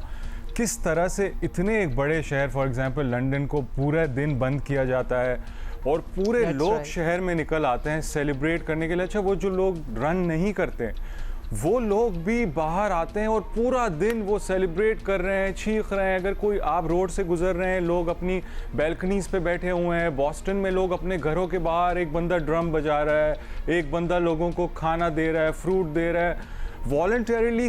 यानी बड़ी फेस्टिविटी होती है आपका मतलब। बिल्कुल, अगर ये लोग रियलाइज कर लें और बाद में जब इंशाल्लाह इसका रूट चेंज हो, अगर ये पूरे कराची शहर के अंदर से हो तो ये एक इतनी खूबसूरत चीज़ होगी कि आप सोच नहीं सकते ये क्या इवेंट बनेगा। अच्छा, ये बताएं साजिद कि because this marathon is world athletics certified, what does it actually mean? मतलब जो लोग इसमें हिस्सा लेंगे और हम आपसे पूछेंगे कि कितने रजिस्टर कर चुके हैं, लेकिन इसका क्या मकसद है फिर वर्ल्ड एथलेटिक्स सर्टिफिकेशन का? जी, बेसिकली देखिए, जब अगर अब कोई भी शहर कह सकता है कि यार हम मैराथन करा रहे हैं, ठीक है, वो मैराथन करा लें, लेकिन उसकी कोई रिकग्निशन नहीं होगी इंटरनेशनल लेवल पे जब तक वो रजिस्टर्ड नहीं होंगे। अच्छा, जब आप रजिस्टर्ड होते हैं किसी प्रॉपर उस पे, मतलब इंटरनेशनल जो फेडरेशन है वहाँ पे, तो जब आप रजिस्टर्ड होते हैं वहाँ पे तो वो आपको कुछ प्रोटोकॉल्स देते हैं जो आपको फॉलो करना पड़ता है। जैसे कि आपको चिप यूज़ करना पड़ता है ताकि एग्जैक्टली डिस्टेंस मेजर्ड हो, ठीक है, वो चीज़ होती है। और भी बहुत सारे प्रोटोकॉल्स हैं कि वो आके पूरे रूट को चेक करते हैं, बहुत सारी चीज़ें करते हैं, तो तब जाके एक मैराथन सर्टिफाइड होता है। जो कराची मैराथन हो चुका है और ये शुएब निज़ामी ही की वजह से हुआ है कि वो एक उनकी वो काविशें हैं, किस तरह से उन्होंने ये सब कुछ किया है, बस बहुत ज़्यादा जितना अप्रिशिएट किया जाए कम। शोएब हमारे शो पे भी आते रहते हैं, ज़ाहिर है मैराथन के बारे में भी हमने उनसे तफसील से बात की है। कुछ बताइएगा, आप तो you have been a part of this group as well और आप बड़े पेश रहते हैं, कितने लोग अब तक रजिस्टर कर चुके हैं? And also over the years, Sadiq, have you seen the numbers increasing? Oh, certainly. And increasing by a large, large percentage. बिल्कुल 100% और ड्रास्टिकली नंबर्स इंप्रूव हुए हैं लास्ट ईयर से, जो बहुत खुशाइन बात है। अब देखें, मैं आपको एक चीज़ बताता हूँ कि जब मैंने रनिंग स्टार्ट की थी, नॉट लाइक लॉन्ग अगो, मैंने रेगुलरली रनिंग स्टार्ट की 2019 में। पहले मैं ऑन एंड ऑफ चलता था। उस वक्त से अभी तक जिस लेवल पे रनिंग का रुझान बढ़ा है, जिस तरह से कि रनिंग शूज़ अब मार्केट में अवेलेबल हुए हैं बड़े बड़े ब्रांड्स के, पहले नहीं होते थे, अब वो भी देख रहे हैं कि रनर्स ज़्यादा हो रहे हैं। और मैं ये एक और मैसेज दूंगा कि ये मैराथन जो है ये सिर्फ और सिर्फ रनर्स के लिए नहीं है। जो लोग सोच रहे हैं कि यार ये तो रनर्स का इवेंट है, नहीं, इसमें कोई भी आ सकता है। देखिए, अगर कोई बंदा जिम जाता है, ऐसे हज़ारों लोग हैं कराची में, और वो 2 से 3 किलोमीटर ट्रेडमिल पे तो रोज़ भागते हैं, हफ्ते में 3 दफ़ा, वो आराम से आके इस इवेंट में 5 किलोमीटर कर सकते हैं। आप यकीन करें, अगर आप 1-2 किलोमीटर रन कर सकते हैं तो किसी भी इवेंट में जाके वो ऑटोमेटिकली आप 5-10 कर सकते हैं। वो एक एनर्जी आपको मिलती है और एक उसका एक इफेक्ट, और माहौल अलग होता है। You get to socialize, you get to meet so many people from different walks of life during the walk as well. You are feeling so good. तो बेसिकली आप लिटरली अपने लिए भाग रहे हैं, अपनी सेहत के लिए भाग रहे हैं। बिल्कुल। देखिए, मैं तो 42 किलोमीटर कर रहा हूँ। मेरी वाइफ जो बिल्कुल रनर नहीं है, वो 10 किलोमीटर उन्होंने रजिस्टर किया है और वो कर रही है। तो इस तरह से बहुत सारे लोग 5 किलोमीटर आसानी से कर सकते हैं। मैंने अपनी वाइफ को भी यही कहा, और मेरे बहुत सारे दोस्त, फैमिली, सब ने रजिस्टर किया कि आप इजीली कर सकते हैं वो इवेंट। और मैंने पिछली दफा 5 किलोमीटर किया था, और इस दफा भी इंशाल्लाह इरादा है 10 करेंगे। इस पर कोशिश करेंगे इंशाल्लाह। और Sadiq, thank you for being here with us. Thank you. Please register. It's on Sunday, 4th of Jan, और मतलब सारे एक अच्छी हेल्थी एक्टिविटी में हो तो you want to be a part of it. Make some fun posters. दुनिया के दीगर मुल्कों में जाए ना, जो साथ में नहीं भी भाग रहे होते, तो बाहर लोग जो खड़े होते हैं, दोस्त रिश्तेदार, वैसे अदरवाइज स्पेक्टेटर्स, वो मजे के पोस्टर्स लिए खड़े होते हैं। और उसके बाद बेशक नाश्ते करें, खाएं, पिएं, एंजॉय करें, जरूर खाएं। अच्छा जी, अभी हम आपको जल्दी से कहाँ लेके जा रहे हैं? मरी, क्योंकि मरी का मौसम जो है वो बड़ा ही खुशगवार, खूबसूरत है। बर्फबारी हुई है वहाँ शदीद किस्म की, बाय द वे। और क्या इंतजामात हैं, that we need to find out. ये बड़ा कंसर्निंग हो जाता है। हाँ, रियली? चले लेट्स मरी में हूँ, और मरी के मौसम की अगर बात करूँ तो मरी में आज तो मौसम साफ है, धूप निकली है, लेकिन इस कदर यख बस्तर ठंडी हवाएं हैं कि खून जमा देने वाली सर्दी का पूरी वादी में राज है। और मुल्क के तूल से वीकेंड को खुशगवार बनाने के लिए आज सयाहों ने भी मुल्क को सार मरी का रुख किया हुआ। और साथ साथ चूँकि तवील इंतजार के बाद मरी में न्यू ईयर के ऊपर पहली बर्फबारी में रिकॉर्ड की गई है, और बर्फबारी को के मैन सड़कों से हटा दी गई है। अभी सिर्फ जंगलात में जो है वो और दीगर मकामात के ऊपर, बुलंद पहाड़ियों के ऊपर मौजूद है, तो लोग जो है वो दीगर मकामात के ऊपर भी निकले हुए और बर्फबारी के हसीन लम्हात से लुत्फ उठा रहे हैं। मरी और गलियात दोनों जगह पे अच्छी बर्फबारी रिकॉर्ड की गई है। जमात किए गए थे बर्फबारी के हवाले से, वो बहुत बेहतरीन हमें देखने को मिले। तमाम जो सड़कें थी उनको जो है वो साथ साथ क्लियर किया गया। नमक पाशी वाली गाड़ियाँ रात भर जो है वो मरी की सड़कों के ऊपर रही और नमक का छिड़काव करती रही। और जितने भी डिपार्टमेंट से, पंजाब पुलिस का बात की जाए, state traffic police, tourism squad, elite force, जितने भी डिपार्टमेंट थे वो रात भर फील्ड में जो है वो एक्टिव रहे। आज वो पहला दिन है जिसमें मरी में सेक्शन 144 का नफाज जो खत्म हो चुका है। न्यू ईयर नाइट यानी कि 31 दिसंबर और 1 जनवरी को 2 रोज़ मरी में दफा 144 रहा। सिर्फ सयाह फैमिलीज़ को जो है वो मरी के माल रोड तक एक्सेस था, लेकिन अब जो है वो खत्म हो चुका है। और अब से बैचलर टूरिस्ट भी मरी के माल रोड पर आ सकते हैं और लुत्फ उठा सकते हैं। महकमा मौसमियात ने आज 2 जनवरी को बर्फबारी का इम्कान भी जाहिर किया हुआ है, लेकिन जो यहाँ पे ज़मीनी हक़ाइक़ की जो मौसमी सूरत हाल है उसके पेश नज़र बर्फबारी की बारिश के भी कोई इम्कान दूर दूर तक दिखाई नहीं दे रहे। मौसम इंतहाई साफ़ सुथरा है, जबकि आइंदा एक हफ्ते तक मरी का मौसम जो है वो यूँ खुश्क और सर्द रहने का इम्कान है। जी, खुश्क और सर्द रहने का। और आप रात में अगर ट्रैवल करें ना इस्लामाबाद टू मरी, स्टनिंग विजुअल्स। देखिए, बी केयरफुल और वेदर फोरकास्ट देखा करें प्लीज, और जो इंस्ट्रक्शंस आ रही हो मरी से तो उसको भी फॉलो करें। और अगर रोडें close we can see you on Monday इंशाल्लाह।